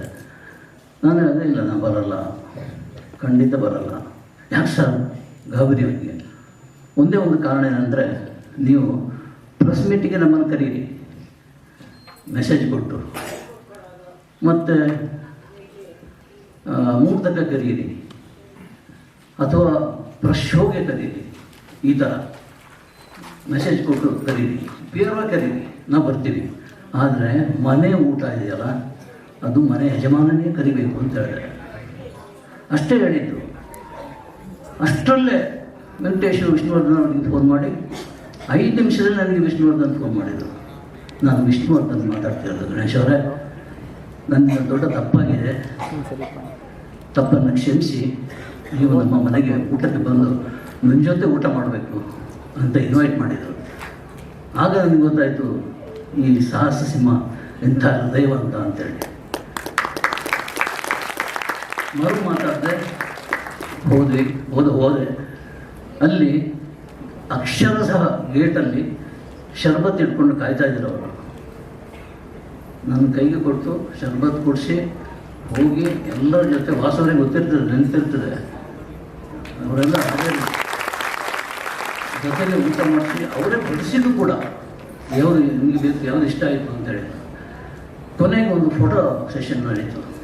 ಆ ಫೋಟೋ ಸೆಷನ್ ಎಲ್ಲ ಪತ್ರಕರ್ತರು, ಮಧ್ಯದಲ್ಲಿ ವಿಷ್ಣುವರ್ಧನ್, ಪಕ್ಕದಲ್ಲಿ ನಾನು, ಅದರ ಹತ್ರ ವಾಸು ಅವರು, ಎಲ್ಲ ನಾವೆಲ್ಲ ಸ್ನೇಹಿತರು ಕೂತ್ಕೊಂಡು ತೆಗೆದ ಕೊನೆಯ ಫೋಟೋ ಅದು. ಆ ಫೋಟೋ ಈಗ ನನ್ನ ಹತ್ರ ನನ್ನ ಸಂಗ್ರಹದಲ್ಲಿದೆ. ಯಾವತ್ತೂ ನೋಡೋದೆಲ್ಲ ವಿಷ್ಣುವರ್ಧನ್ ಅವರ ಹೃದಯವಂತಿಕೆ ನನ್ನನ್ನು ನೆನಪಿಸ್ತದೆ. ಅಂಥ ಒಬ್ಬ ಮಹಾನ್ ವ್ಯಕ್ತಿಗೆ, ಅಂಥ ಒಬ್ಬ ಮಹಾನ್ ಕಲಾವಿದ, ನಟ ಅಂತೇಳಿ ಬರೀ ನಟ ಅಲ್ಲ ಅಂತ ಬಾಬು ಅವರಿಗೆ ಗೊತ್ತಿರ್ತದೆ. ಅವರು ಕಲಾವಿದ, ಎಲ್ಲ ಅರ್ಥದಲ್ಲೂ ಕಲಾವಿದ. ಇನ್ನೊಂದು ಘಟನೆ ಏನೆಂದರೆ, ಒಂದು ದಿವಸ ರವಿ ಬೆಳಗೆರೆ ಫೋನ್ ಮಾಡಿದೆ ನನಗೆ, ಗಣೇಶ್ ನಾವು ಒಂದ್ಸಲ ವಿಷ್ಣುವರ್ಧನ್ ಅವರನ್ನು ನೋಡಬೇಕಲ್ಲ ಅಂತೇಳಿ. ನನಗೆ ಅನ್ನಿಸ್ತು, ಈ ರವಿ ಬೆಳಗೆರೆ ಯಾವುದೋ ಎತ್ತರಕ್ಕೆ ಹೋಗ್ಬಿಟ್ಟಿಯಲ್ಲ, ನಾನು ಯಾವುದೋ ಒಂದು ಹಂತದಲ್ಲಿ ಹೆಲ್ಪ್ ಮಾಡಿರ್ಬೋದು ಏನೋ, ಅದು ಬೇರೆ ಪ್ರಶ್ನೆ. ಬಟ್ ಆತ ಹೇಳಿದ ಎತ್ತರ, ಒಂದು ಫೋನ್ ಕಾಲ್ ಮಾಡಿದರೆ ವಿಷ್ಣುವರ್ಧನ್ ಬನ್ನಿ ಅಂತೇಳಿ ಹೇಳೋರು. ನಾನು ಯಾಕೆ ಅಂತ ಕೇಳಿದೆ. ಇಲ್ಲ ಗಣೇಶ್ ನೀವೇ ನನ್ನ ಕರ್ಕೊಂಡು ಹೋಗ್ಬೇಕು. ರವಿ ಬೆಳಗೆರೆ ನಮ್ಮ ಮನೆಗೆ ಬಂದರು. ಅವರ ಕಾದ್ಮೇಲೆ ನಾವು ವಿಷ್ಣುವರ್ಧನ್ ಮನೆಗೆ ಹೋದ್ವಿ. ಯಥಾ ಪ್ರಕಾರ ಮೊದಲೇ ಫೋನ್ ಮಾಡಿದ್ವಿ. ರೆಡಿಯಾಗಿದ್ದರು ವಿಷ್ಣುವರ್ಧನ್ ಅವರು. ಅದೇ ಸಾಯಿಬಾಬಾ ನೋಡ್ದಂಗಾಯಿತು, ಇದೆಲ್ಲ ಕಟ್ಕೊಂಡು ರೆಡಿಯಾಗಿದ್ದರು. ಆಗ ಹಳೆ ಮನೆ, ಅಲ್ಲಿ ಒಂದು ಗಾರ್ಡನ್ ಥರ ಇದೆ, ಸೀಟ್ ಇದೆ, ಅಲ್ಲಿ ಕೂರಿಸ್ವಿ. ಅಲ್ಲಿ 3 ಗಂಟೆ ಮಾತಾಡಿದೆ. ನಾನು ಕೇಳ್ತಾ ಇದ್ದೆ ರವಿ ಬೆಳಗೆರೆಗೆ ವಿಷ್ಣುವರ್ಧನ್ ಜೊತೆ ಅದು ಏನು 3 ಗಂಟೆ ಮಾತಾಡಿದ್ರು, ಅದ್ಭುತ, ತುಂಬ ಚೆನ್ನಾಗಿ ಮಾತಾಡಿದ್ರಲ್ಲ. ಕೊನೆಗೆ ಒಂದು ಮಾತನ್ನು ಪ್ರಸ್ತಾಪ ಮಾಡಿದ್ದೀನಿ ಅಂದರೆ, ನನಗೆ ಇತ್ತೀಚೆಗೆ ರಾಜ್ಕುಮಾರ್ ಅವರ ಕನಸು ಬೀಳ್ತಾ ಇದೆ. ರಾಜ್ಕುಮಾರ್ ಅವರು ರಾತ್ರಿ ಅಂತ ಹಗಲು ಕೂಡ ಅಷ್ಟೇ, ನಾನೇನಾದ್ರು ರೆಸ್ಟ್ ತಗೊಳ್ಳಿಕ್ಕೆ ರೂಮಲ್ಲಿ ಮಲ್ಕೊಂಡಿರುವಾಗ ರಾಜ್ಕುಮಾರ್ ಅವ್ರ ಹತ್ರ ಬಂದು ನನ್ನನ್ನು ಎಬ್ಬಿಸಿ ಬೆನ್ನು ತಟ್ಟಿ ಕೇಳ್ತಾರೆ, ಹೇಗಿದೆ ಚಿತ್ರರಂಗ, ನನ್ನ ಚಿತ್ರರಂಗ, ಮುಂದೆ ನೀನು ಇದನ್ನು ನಡ್ಸ್ಕೊಂಡು ಹೋಗಬೇಕು ಅಂತೆಲ್ಲ ಹೇಳ್ತಾ ಇದ್ದಾರೆ ಅಂಥೇಳಿ ವಿಷ್ಣುವರ್ಧನ್ ಅವರು ಹೇಳಿದರು. ಆಮೇಲೆ ಒಂದು ಪ್ರಶ್ನೆ ಕೇಳಿದರು, ಲೀಡರ್ ಆಗೋದು ಜನರಿಂದ, ನಾನೇ ಲೀಡರ್ ಅಂತ ಮುಂದೆ ಬಂದವರು ಯಾರೂ ಲೀಡರ್ ಆಗಿದ್ದಿಲ್ಲ. ನಾನು ಆಯ್ತಾ ನಾನು ನೋಡೋಣ ಅಂತ ಹೇಳಿದೆ. ಅಷ್ಟೊಂದು ಮಾಯ ಆದರು. ಇದು ರಾತ್ರಿ ಮಾತ್ರ ಅಲ್ಲ, ಹಗಲು ಕೂಡ ನಡೀತಾ ಇತ್ತು. ಇದು ಈ ಅನುಭವ ಇದೆಯಲ್ಲ, ಇದು ನನ್ನ ಲೈಫ್ ಟೈಮ್ನಲ್ಲಿ ಯಾವತ್ತೂ ಕಾಡ್ತಾ ಇರುತ್ತೆ. ಅಣ್ಣವರು ಯಾವಾಗಲೂ ನನ್ನ ಜೊತೆನೇ ಇದ್ದಾರೆ, ಎಲ್ಲಿಗೂ ಹೋಗಿಲ್ಲ ಅಂತೇಳಿ ಸಾಕ್ಷಾತ್ ವಿಷ್ಣುವರ್ಧನ್ ಅವರು ಅಂದು ನಮ್ಮ ಹತ್ರ ಮಾತಾಡ್ತಾ ಹೇಳಿದರು.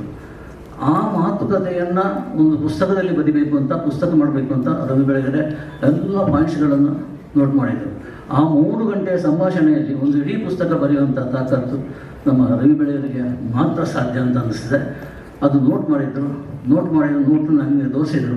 ಪುಸ್ತಕ ಬರ್ತೀನಿ ಗಣೇಶ್ ಅಂತೇಳಿ ಹೇಳಿದರು. ಪುಸ್ತಕ ಬರೀಲಿಕ್ಕೆ ಹೊರಟಿದ್ರು ಕೂಡ ಅಷ್ಟರಲ್ಲೇ ಆಯುಷ್ಯ ಕೈ ಕೊಡ್ತು. ರವಿ ಬೆಳಗೆರೆ ಇಲ್ಲ, ವಿಷ್ಣುವರ್ಧನ್ ಇಲ್ಲ. ಪತ್ರಿಕಾರಂಗ ಒಂದು ಹಂತದಲ್ಲಿ ಬಡವಾಗಿದೆ, ವಿಷ್ಣುವರ್ಧನ್ ಇಲ್ಲದೆ ಚಿತ್ರರಂಗ ಬಡವಾಗಿದೆ. ಈಗ ನಮ್ಮ ಜೋಸೈಮನ್ ಅವರು ಕೊಟ್ಟಂತಹ ಸಾಹಸ ಸಿಂಹ ಯಾವತ್ತೂ ಸಾಹಸ ಸಿಂಹ. ವಿಷ್ಣುವರ್ಧನ್ ನಮಗೆ ಮರೆಯಾಗಿಲ್ಲ, ಅವರು ನಮ್ಮ ಜೊತೆನೇ ಇದ್ದಾರೆ. ಜೋಸೈಮನ್ ಅವರನ್ನು ಎಷ್ಟು ಹೊಗಳಿದ್ರು ಸಾಲದು ಅಂತ ಒಂದು ಟೈಟ್ಲ್ ಕೊಟ್ಟು ಅವರನ್ನು ಜೀವಂತವಾಗಿಟ್ಟಿದ್ದಾರೆ ಜೋಸೈಮನ್ ಅವರು. ಇಷ್ಟು ಮಾತಾಡಿ ಒಂದೆರಡು ಮಾತಾಡಿ ಮುಗಿಸ್ತೇನೆ. ನಮಸ್ಕಾರ. ಸಿಂಹದ ಹಾದಿ ಅನ್ನುವಂಥ ಚಿತ್ರದ ಪ್ರೀಮಿಯರ್ ಶೋವನ್ನು ಅಥವಾ ಟ್ರೈಲರ್ ಶೋವನ್ನು ನೋಡೋದಕ್ಕೆ ನಾವೆಲ್ಲ ಇಲ್ಲಿ ಬಂದಿದೆ. ನನಗೆ ನೆನಪಾಗುವಂಥದ್ದು ವಿಷ್ಣುವರ್ಧನ್ ಅವರ ನಾಗರವಲಯ. ಬಹುಶಃ ಚಿಕ್ಕ ವಯಸ್ಸಿನಲ್ಲಿ ನೋಡಿದಂಥ ಸಿನಿಮಾ, ಅದು ಇವತ್ತಿಗೂ ಕೂಡ ಆ ಸಿನಿಮಾದ ಕಥೆ, ಆ ಸಿನಿಮಾದ ಹಾಡುಗಳು, ಕಣಗಾಲ್ ಪುಟ್ಟಣ್ಣವರ ನಿರ್ದೇಶನ, ಇವೆಲ್ಲವೂ ಕೂಡ 40 ವರ್ಷಗಳ ನಂತರ ಕೂಡ ನಮ್ಮ ಕಿವಿಯಲ್ಲಿ ಗುಯಿ ಬಿಡ್ತವೆ ಅಂದರೆ ಅದಕ್ಕೆ ಅದರದೇ ಆದ ವಿಶಿಷ್ಟ ಇತ್ತು. ಹಾಗಾಗಿ ಅವರ ಹಾದಿಯಲ್ಲಿ ರಾಜು ಅವರು ಸಿಂಹದ ಹಾದಿ ಕಥೆಯನ್ನು ಬರೆದು ಅವರೇ ನಿರ್ದೇಶಿಸಿ ಇವತ್ತು ಕನ್ನಡ ನಾಡಿನ ಜನತೆಗೆ ಅರ್ಪಿಸ್ತಾ ಇದ್ದಾರೆ. ಕನ್ನಡ ರತ್ನ ಸಾಹಸ ಸಿಂಹ ವಿಷ್ಣುವರ್ಧನ್ ಅವರ ಹಾದಿಯಲ್ಲಿ ನಡೀತಾ ಇರ್ತಕ್ಕಂಥ ಅಥವಾ ಅವರ ಅಭಿಮಾನಿಯಾಗಿ ಅವರ ದಾರಿಯನ್ನು, ಅವರ ಮಾರ್ಗದರ್ಶನವನ್ನು ಜನತೆಗೆ ತೋರಿಸ್ತಾ ಇರ್ತಕ್ಕಂಥ ಶಶಿರಾಜ್ ಅವರ ಈ ಸಿನಿಮಾ ಯಶಸ್ಸು ಕಾಣಲಿ, ನಾವೆಲ್ಲ ಬೆಂಬಲಿಸೋಣ. ಇಡೀ ಚಿತ್ರರಂಗ ಅವರ ಬೆನ್ನಿಗಿದೆ. ಒಬ್ಬ ರಾಜಕಾರಣಿಯಾಗಿ ನಾನು ಕೂಡ ಅವ್ರ ಜೊತೆ ನಿಲ್ತೇನೆ ಅಂತ ಹೇಳ್ತಾ ಅವ್ರಿಗೆ ಸಿಗುವ ಚಿತ್ರವನ್ನು ಕೊಡ್ತಾ ಒಂದೇ ನನ್ನ ಪ್ರೀತಿಯ ಕಲಾಭಿಮಾನಿಗಳಿಗೆಲ್ಲ ನನ್ನ ಹೃತ್ಪೂರ್ವಕ ವಂದನೆಗಳನ್ನು. ಇಷ್ಟು ಜನನ ಕಲಾಪ್ರೇಮಿ ನೋಡೋದು ಭಾಗ್ಯ ಆ ಭಗವಂತ ಕಲ್ಪಿಸ್ನಲ್ಲ ಅಂತ ನನಗೆ ತುಂಬ ಸಂತೋಷ ಆಗ್ತಾ ಇದೆ. ಆ ಭಗವಂತ ನಿಮಗೆಲ್ಲ 100 ವರ್ಷ ಆಯುಸ್ಸನ್ನು ಕಲಿಸಿ ಆರೋಗ್ಯವನ್ನು ಕಲಿಸಿ ಕಾಪಾಡಲಿ ಅಂತ ದೇವರಲ್ಲಿ ನಾನು ಬೇಡ್ಕೊತೀನಿ. ಅಮ್ಮ, ನೀವೊಂದು ಘಟನೆಯನ್ನ ಯಾವ್ದಾದ್ರು ನೆನಪಿಸ್ಕೊಳ್ತೀರಾ? ವಿಷ್ಣುವರ್ಧನ್ ಜೊತೆ ಅವರು ನಟನೆ ಮಾಡಿದ್ರಲ್ಲ, ಯಾವ್ದಾದ್ರು ಒಂದು ಘಟನೆ ನೆನ್ಸ್ಕೊಳ್ತೀರಾ? Thank you. ಬಾಮಾರಿ ಸರ್ ಒಂದೆರಡು ಮಾತು ವಿಷ್ಣು ಸರ್ ಬಗ್ಗೆ. ಉಮೇಶ್ ಬಣಕರ್ ಸರ್ ಮಗಳು ನಮ್ಮ ಜೊತೆ ಇದ್ದಾವೆ. ಅವರ ಎಲ್ಲ ಒಳ ಮತ್ತು ಹೊರ ತಿರುಳುಗಳನ್ನು ಹತ್ರದಿಂದ ಬಲ್ಲವರು ಕಂಡವರು ಎಲ್ಲವರು ಹಂಚ್ಕೊಂಡಿದ್ದಾರೆ. ಬಟ್ ಆಕ್ಚುಲಿ ನನ್ನ ನಿರ್ಮಾಣದ ಬಡದೇಜ ಸಿನಿಮಾನ ನಾವು ಅವ್ರ ಜೊತೆ ನಿರ್ಮಾಣ ಮಾಡಬೇಕು ಅಂತ ಅವ್ರಿಗೂ ಕತೆ ಹೇಳಿದ್ವಿ. 99ರಲ್ಲಿ ನಾವು ನಟ ಅಂತ ನಾವೇ ನಾಟಕ ಮಾಡ್ತಿದ್ವಿ. ಒಬ್ಬ ಕಲಾವಿದರ ಬದುಕಿನ ಪಾತ್ರ ಅದು. ಕತೆ ಕೇಳಿ ಒಪ್ಪಿಕೊಟ್ರು. ಕಾರಣಾಂತರದಿಂದ ನಮ್ಮ ಕೈಲಿ ಆ ಸಿನಿಮಾನ ಮಾಡೋಕ್ಕಾಗಿಲ್ಲ. ನಾವು ದೇವರಾಜ್ ಅವ್ರನ್ನ ಇಟ್ಕೊಂಡು ಆ ಪಾತ್ರಕ್ಕೆ ಸಿನಿಮಾ ಮಾಡಿದ್ವಿ. ನಾನು ಕಲಾವಿದರನ್ನ 2 ವಿಭಾಗದಲ್ಲಿ ವರ್ಗೀಕರಿಸ್ತೀನಿ. ಒಂದು, ಪಾತ್ರದ ಹಸಿವಿಗಾಗಿ ನಟನಾಗೋದು. ಇನ್ನೊಂದು, ದುಡ್ಡಿಗಾಗಿ ನಟನಾಗೋದು. ನಾನು ನೋಡಿದ ಕೆಲವು ಕಲಾವಿದರಲ್ಲಿ ಮೊದಲ ಪಂಕ್ತಿ ಸಿಕ್ಕೋದು ವಿಷ್ಣು ಸರ್. ಅವರಿಗೆ ಪಾತ್ರದ ಹಸಿವಿತ್ತು. ನಾನು ಈ ಥರದೊಂದು ಪಾತ್ರ ಮಾಡಬೇಕು, ಈ ಪಾತ್ರ ಮಾಡಬೇಕು, ಈ ರೀತಿ ನಾನು ತೋರಿಸ್ಕೋಬೇಕು ಅಂತಕ್ಕಂಥ ಹಂಬಲ ಇತ್ತು. ಅವರಿಗೆ ಹಣದ ಹಸಿವಿರಲಿಲ್ಲ. ನಾವು ಇತ್ತೀಚೆಗೆ ನೋಡ್ತೀವಿ, ತುಂಬಾ ಜನ ಪಾಪ ಅದ್ಭುತವಾದ ಒಂದು ಕಾದಂಬರಿ ಹೆಸರು ಹೇಳೋದು. ಯಾರೋ ಕಲಾವಿದರು ಮನೆಗೆ ತಗೊಂಡು ಹೋಗಿದ್ರೆ ಕೈಯಲ್ಲಿ ಪುಸ್ತಕ ನೋಡ್ತಿದ್ದೆ, ಬಾಬು ನಾ ಫ್ರೀ ಇಲ್ಲ ಅಂದ್ಬಿಟ್ರೆ. ಯಾಕೆ ಅದ್ರ ಜೊತೆ ಪುಸ್ತಕ ತಗೊಂಡೋಗೋದು, ಕ್ಯಾಸೆಟ್ ತಗೊಂಡೋಗಿದ್ರೆ, ಸಿಡಿನ ತಗೊಂಡೋಗಿದ್ರೆ ಬಹುಶಃ ಕೇಳ್ತಿದ್ರು, ಇದನ್ನ ರೀಮೇಕ್ ಮಾಡ್ತಾ ಇದ್ದೀರಾ ಅಂತ. ಕೆಲವು ಕಲಾವಿದರಿಗೆ ತನ್ನ ಯಾವ್ದಾದ್ರು ಒಂದು ಹೊಸ ಕಥೆ ಹೇಳಿದ್ರೆ ಅಥವಾ ಪಾತ್ರ ಹೇಳಿದ್ರೆ ಅದನ್ನ ತಾವು ಡೈಜೆಷನ್ ಮಾಡಿಕೊಂಡು ಆ ಪಾತ್ರದಲ್ಲಿ ಪರಕಾಯ ಪ್ರವೇಶ ಮಾಡಿ ಆ ಪಾತ್ರ ಮಾಡೋದಕ್ಕೆ ಸಾಧ್ಯ ಆಗದೆ ಅಂತಕ್ಕಂಥ ಕಲಾವಿದರನ್ನ ಅತಿ ಹೆಚ್ಚು ನಾವು ಕಂಡಿದ್ದೇವೆ. ಆದ್ರೆ ಈ ತರ ಸಮಕಾಲೀನ ಕಲಾವಿದರೇನಿದ್ರು ಹೊಸ ಪಾತ್ರಗಳಲ್ಲಿ ಹುಡುಕಾಟದಲ್ಲಿ ಇರ್ತಿದ್ರು. ಈ ತರದ ಕಲಾವಿದರ ಕೊರತೆ ಈಗಲೂ ಕೂಡ ನಮಗೆ ಕಾಡ್ತಿದೆ. ಅದಿದೆ, ನಾವೇನು ಮಾಡೋಕ್ಕಾಗ್ತಿಲ್ಲ. ಬಟ್ ಈಗಲೂ ಕೂಡ ಬಾಬು ಸರ್ ನಾನು ತುಂಬಾ ಸತಿ ಚರ್ಚೆ ಮಾಡೋದು ಅಥವಾ ನನಗೆ ಕಾಣೋದು, ತುಂಬಾ ಜನ ಹೇಳ್ತಾರೆ ಬಂಧನ ತುಂಬಾ ಒಳ್ಳೆ ಸಿನಿಮಾ ಅಂತ. ನನಗೆ ತುಂಬಾ ಇಷ್ಟ ಆಗಿದ್ದು ಮುತ್ತಿನ ಹಾರ. ಅದನ್ನ ಅನೇಕ ಬಾರಿ ನೋಡಿದ್ದೀನಿ. ಅದರಲ್ಲಿ ಒಂದು ಸಣ್ಣ ಘಟನೆಯನ್ನ ನೆನೆಸ್ತೀನಿ ನಾನಿವತ್ತು. ಬಾಬು ಸರ್ ಒಂದು ದಿವಸ ನಮ್ಮ ಮನೆಗೆ ಬಂದ್ರು. ನಮ್ಮ ಮನೆಗೆ ಬಂದಾಗ ಒಂದು ಖಾಲಿ ಸೈಟ್ ಇತ್ತು, ಇಂದ್ರನಗರ 80 ಫೀಟ್ ರೋಡಲ್ಲಿ. ಅಯ್ಯೋ ಗೌಡ್ರು, ನಿಮ್ಮ ಮನೆ ಇಲ್ಲೇ ಅಂದ್ರಿ ಇವರು? ಹೌದು ಸರ್, ಅದೇ ನಮ್ಮ ಮನೆ. ಅಯ್ಯೋ ಈ ಸೈಟ್ ನಂದ್ರಿ? ಹೌದಾ ಸರ್? ಇವತ್ತು ಖಾಲಿ ಇದೆ. ಮುತ್ತಿನ ಹಾರ ಸಿನಿಮಾಕ್ಕಾಗಿ ಬರೀ 10 ಲಕ್ಷಕ್ಕೆ ಆ ಸೈಟ್ನ ಮಾರೋರಂತೆ. ಸಾಲಗಾರರಿಗೆ ಹಣ ಹಿಂದಿರಿಸಕ್ಕಾಗದೆ ಇವತ್ತು ಅದರ ಕಾಸ್ಟ್ 16 ಕೋಟಿ. ಆ ಸೈಟಿನ ಬೆಲೆ 16 ಕೋಟಿ. ಮನೆ ಅಮರನ್ ಸಿನಿಮಾ ಬಂದಾಗ ಆ ಸಿನಿಮಾನ ನಾನು ನೋಡಿದ್ದೆ, ಮುತ್ತಿನ ಹಾರನ ಅನೇಕ ಬಾರಿ ನೋಡಿದ್ದೆ. ಆ ಸಿನಿಮಾದಲ್ಲಿ ಏನೇನೆಲ್ಲ ಪಾತ್ರದಲ್ಲಿ ಸೀಕ್ವೆನ್ಸ್ಗಳಿತ್ತು, ದೃಶ್ಯಗಳಿತ್ತು, ಸಂಭಾಷಣೆಗಳಿತ್ತು, ಅವೆಲ್ಲವೂ ಕೂಡ ಆ ಸಿನಿಮಾದಲ್ಲಿದೆ. ಇವರು 35 ವರ್ಷದಿಂದನೇ ಆ ಸಿನಿಮಾ ಮಾಡಿ ಆ ಪಾತ್ರಗಳು ಆ ಸನ್ನಿವೇಶಗಳನ್ನ ತಂದು ಮನೆ ಮಾಡ್ಕೊಂಡ್ರು. ಇವತ್ತು ಅದೇ ಸಿನಿಮಾ ತಮಿಳಿನಲ್ಲಿ ಬರುತ್ತೆ, ಅದೇ ಸೀಕ್ವೆನ್ಸ್ಗಳಿದೆ. ಅವ್ರು 350 ಕೋಟಿ ಸಂಪಾದನೆ ಮಾಡ್ತಾರೆ. ಇದು ಕನ್ನಡಿಗರ ದೌರ್ಬಲ್ಯನ ಅಥವಾ ನಮ್ಮ ದೌರ್ಭಾಗ್ಯನ ಗೊತ್ತಿಲ್ಲ. ಅದನ್ನೇ ಅವ್ರು ಹೇಳ್ತಾ ಇದ್ರು. ನಮ್ಮ ಅನೇಕ ಕನ್ನಡಿಗರು ವಲಸಿಗರಾಗಿ ಬೇರೆ ಭಾಷೆಗೆ ಹೋಗ್ಬಿಟ್ಟಿದ್ದಾರೆ. ಅವ್ರು ವಾಪಸ್ ತರೋದು ಹೆಂಗೆ ಅಂತ ಇನ್ನೂ ಗೊತ್ತಾಗ್ತಿಲ್ಲ. ಅದ್ರ ಬಗ್ಗೆ ಈಗ ನಾವು ಹೊಸದಾಗಿ ಹುಡುಕಾಟ ಸ್ಟಾರ್ಟ್ ಮಾಡಬೇಕಾಗಿದೆ. ಹೀಗೆ ಅನೇಕ ದಿಗ್ಗಜರು ತಮ್ಮ ಅನುಭವವನ್ನು ಹಂಚಿಕೊಂಡಿದ್ದಾರೆ. ಶಶಿ ಗೊತ್ತು, ನೀವು ಆದಾಗ ಅರ್ಥ ಆಗುತ್ತೆ. ಕರೆಸಿದ್ದೀನಿ, ಕಷ್ಟಪಟ್ಟು ನಾನು ಕೆಲಸ ಮಾಡಿದ್ದೀನಿ. ನನ್ನ ಬಗ್ಗೆ ಬಿಟ್ಟು ಉಳಿದಿದ್ದೆಲ್ಲ ಬರ್ತಾ ಇದ್ದಾರೆ. ಅಲ್ಲ, ಅದಕ್ಕೇನೆ ಬೆಳೆಯೋ ಪೈರು ಮೊಳಕೆಯಲ್ಲಿ ಅಂತ ಕರೀತಾರೆ.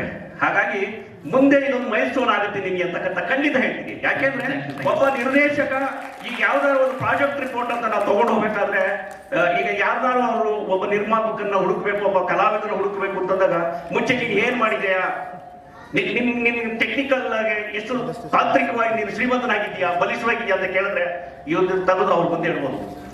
ಸಿ ದಿಸ್ ಇಸ್ ಬಿ ಅಂತೇಳಿ ಇವ್ರು ಐಡೆಂಟಿಫೈ ಒಂದು ಸ್ಟ್ರಾಂಗ್ ಆಗಿರ್ತಕ್ಕಂಥ, ತಾಂತ್ರಿಕವಾಗಿ ಶ್ರೀಮಂತವಾಗಿರ್ತಕ್ಕಂಥ, ನಾನೊಬ್ಬ ಗುಣಮಟ್ಟದ ನಿರ್ದೇಶಕ ಆಗಬಲ್ಲೆ ಅಂತಕ್ಕಂಥದ್ದು ತೋರಿಸ್ಕೊಡುವ ಎಲ್ಲಾ ಕೆಲಸವನ್ನು ಅದರಲ್ಲಾಗಿದೆ. ಲೋಪದೋಷಗಳು ಹುಡುಕಕ್ಕಾಗಲ್ಲ, ಹುಡುಕ್ಲೇಬೇಕು ಅಂತ ಅಂದಾಗ ಅದು ಒಳ ಮನಸ್ಸುಗಳು ಆತ್ಮಸಾಕ್ಷ್ಯ ಮಾತಾಡಕ್ಕಾಗಲ್ಲ. ಎಷ್ಟೋ ಜನ ಅದನ್ನ ಮೆದುಳುಗಣ್ಣಿಂದ ನೋಡ್ಬೇಕಾಗತ್ತೆ. ಮೆದುಳೇ ಇರೋ ಜನರ ಜೊತೆ ನಾವು ಬದುಕ್ತಾ ಇದೀವಿ, ಅವ್ರಿಗೆ ಮೆದುಳುಗಡ್ಡೆ ಎಲ್ಲಿಂದ ಬರುತ್ತೆ ಅಂತ ಗೊತ್ತೇ ಆಗಲ್ಲ ಬಿಡಿ. ಸೊ ಹಾಗಾಗಿ ದಯವಿಟ್ಟು ಈ ತರದ ಒಂದು ಕಾರ್ಯಕ್ರಮ ಮಾಡೋದಕ್ಕೆ, ಅಥವಾ ಒಂದು ನೀನು ಆಯ್ಕೆ ಮಾಡ್ಕೊಂಡು ವಸ್ತು ಇದೆಯಲ್ಲ, ಇದು ಜೀವಂತ ವಸ್ತು. ಅದಕ್ಕಾಗಿ ಅನೇಕ ಜೀವಗಳಿದ್ದಾವೆ, ಈಗಲೂ ಕೂಡ ಅವ್ರ ಬಗ್ಗೆ ಧ್ವನಿಯತ್ತವರಿದ್ದಾರೆ, ಅದ್ರ ಬಗ್ಗೆ ಈಗಲೂ ಕೂಡ ಪೂಜಿಸುವ ಹೃದಯಗಳಿದ್ದಾವೆ. ಅಂತ ಒಂದು ಜೀವಂತ ವಸ್ತುವನ್ನು ತಗೊಂಡು ನಿಮ್ಮ ಜೀವನವನ್ನು ಆರಂಭಿಸಿದ್ದೀರಿ, ಯಶಸ್ವಿ ಆಗಲಿ. ನಮಸ್ಕಾರ. Thank you sir. ಸರ್ ದಯಮಾಡಿ ಎಲ್ಲ ಕ್ಷಮಿಸ್ಬೇಕು. ನಾನು ಮೊನ್ನೆ ದೊರೆಯವರು ನಮ್ಮ ಆಫೀಸಿಗೆ ಬಂದಾಗ ಅದ್ರ ಕೆಲವೊಂದು ತುಣುಕುಗಳನ್ನು ನೋಡಿದೆ. ಈಗ ನಮ್ಮ ಕೃಷ್ಣೇಗೌಡರು ಏನು ಹೇಳಿದ್ರು ನಾನು ಅದನ್ನು ಅವ್ರಿಗೆ ಅವತ್ತೇ ಹೇಳಿ ಕಳಿಸ್ಬಿಟ್ಟಿದ್ದೀನಿ. ನೀವೇನು ಆಯ್ಕೆ ಮಾಡಿದ್ದೀರಿ, ಏನು ಶೂಟ್ ಮಾಡಿದ್ದೀರಿ, ಮುಂದಿನ ದಿನಗಳಲ್ಲಿ ನೀವು ಒಬ್ಬರು ದೊಡ್ಡ ನಿರ್ದೇಶಕರಾಗೋದ್ರಲ್ಲಿ ಯಾವುದೇ ಸಂದೇಹ ಇಲ್ಲ ಅನ್ನೋದನ್ನು ಕೂಡ ಹೇಳಿದ್ದೆ. ಇಲ್ಲಿ ಗೌಡರು ಒಂಚೂರು ಬಿದ್ದೋಗ್ಬಿಡ್ತೀಯ ಅಂತ ನಾನು ಭಯ ಬಿದ್ದುಬಿಟ್ಟು ನಾನು ವಾಪಸ್ ಬಂದು ಅದು ಹೇಳೋದು ಮಾಡ್ತಾ ಹೋಗ್ಬಿಟ್ಟೆ. ನಿಮಗೆ ಒಳ್ಳೇದಾಗುತ್ತೆ ಬ್ರದರ್, ಆಲ್ ದಿ ಬೆಸ್ಟ್, ಒಳ್ಳೇದಾಗುತ್ತೆ. ಮಾಮಾ ಸರ್, ವಿಷ್ಣು ಸರ್ ಓಡಾಟ ಮತ್ತೆ ನಮ್ಮ ಟ್ರೈಲರ್ ಬಗ್ಗೆ ಎರಡು ಮಾತು ಸರ್ಗೊಂದು ಚಪ್ಪಾಳೆ ಹೊಡ್ತೀರಾ ಫಸ್ಟು. Thank you. ಎಲ್ರಿಗೂ ನಮಸ್ಕಾರ. ವೇದಿಕೆ ಮೇಲೆ ಉಪಸ್ಥಿತರಾದಂತಹ ಚಿತ್ರರಂಗದ ಹಿರಿಯರೇ, ಈಗಾಗಲೇ ವಿಷ್ಣು ಸರ್ ಬಗ್ಗೆ ವೇದಿಕೆ ಮೇಲೆ ನಮ್ಮ ರಾಯಲ್ ಸಿಂಗ್ ಬಾಬು ಅವರು, ಜೋಸೆಮ್ಮನವರು, ಉಮೇಶ್ ಭಾರತವರು, ನಮ್ಮ ಗಣೇಶ್ ಕಾಸರಗೋಡು, ಕೃಷ್ಣೇಗೌಡರನ್ನ ಸಾಕಷ್ಟು ಹೇಳಿದೆ. ಯಾಕಂದ್ರೆ ಅದು ಅವ್ರ ಬಗ್ಗೆ, ಒಬ್ಬ ವ್ಯಕ್ತಿ ಬಗ್ಗೆ ಹೇಳ್ತಾ ಹೋದ್ರೆ ಈ ಸಣ್ಣ ವೇದಿಕೆ ಇಡೀ ದಿನ ಇದು ಸಾಲ. ಯಾಕಂದ್ರೆ ನರಸಿಂಗ್ ಬಾಬು ಅವ್ರ ಬಗ್ಗೆ, ರಾಜೀವ್ ಸಿಂಗ್ ಬಾಬು ಅವರಿಗೆ ಸಾಕಷ್ಟು ವಿಷ್ಣು ಸರ್ ಬಗ್ಗೆ ನಾವು ಕೇಳಿದ್ದೀವಿ, ಹತ್ತಿರದಿಂದ ನೋಡಿದ್ದೀವಿ. ಅವ್ರ ಜೊತೆ ಅವರು ನಮ್ಮ ಜೊತೆ ಇನ್ನೂ ಇದ್ದಾರೆ. ಮತ್ತೆ ಭಾವಿಸ್ತಾ ಬರ್ತೀವಿ. ಶಶಿರಾಜ್ ದೊರೆ ಅವರು ಸಿಂಹದ ಹಾದಿ ಏನು ಟ್ರೈಲರ್ ತೋರಿಸೋದು ಬಹಳ ಅದ್ಭುತವಾಗಿ ಬಂದಿದೆ. ಶಶಿರಾಜ್ ಒಳ್ಳೆದಾಗಲಿ. ನಾನು ಪರಿಪೂರ್ಣ ಫುಲ್ ಈಗ ನೀವು ಮಾಡಿರ್ತಕ್ಕಂಥ ಫಿಲ್ಮು ಖಂಡಿತವಾಗಿ ತೋರಿಸಿ, ಆಮೇಲೆ ನೀವು ಇಟ್ಟಿರ್ತಕ್ಕಂಥ ಸಿಂಹದ ಹಾದಿ ಆ ಹೆಜ್ಜೆಯಲ್ಲಿ ನಿಮಗೂ ಯಶಸ್ಸಿಗ್ಲಿ ಅಂತೇಳಿ ಹಾರೈಸ್ತೇನೆ. ನಮಸ್ಕಾರ.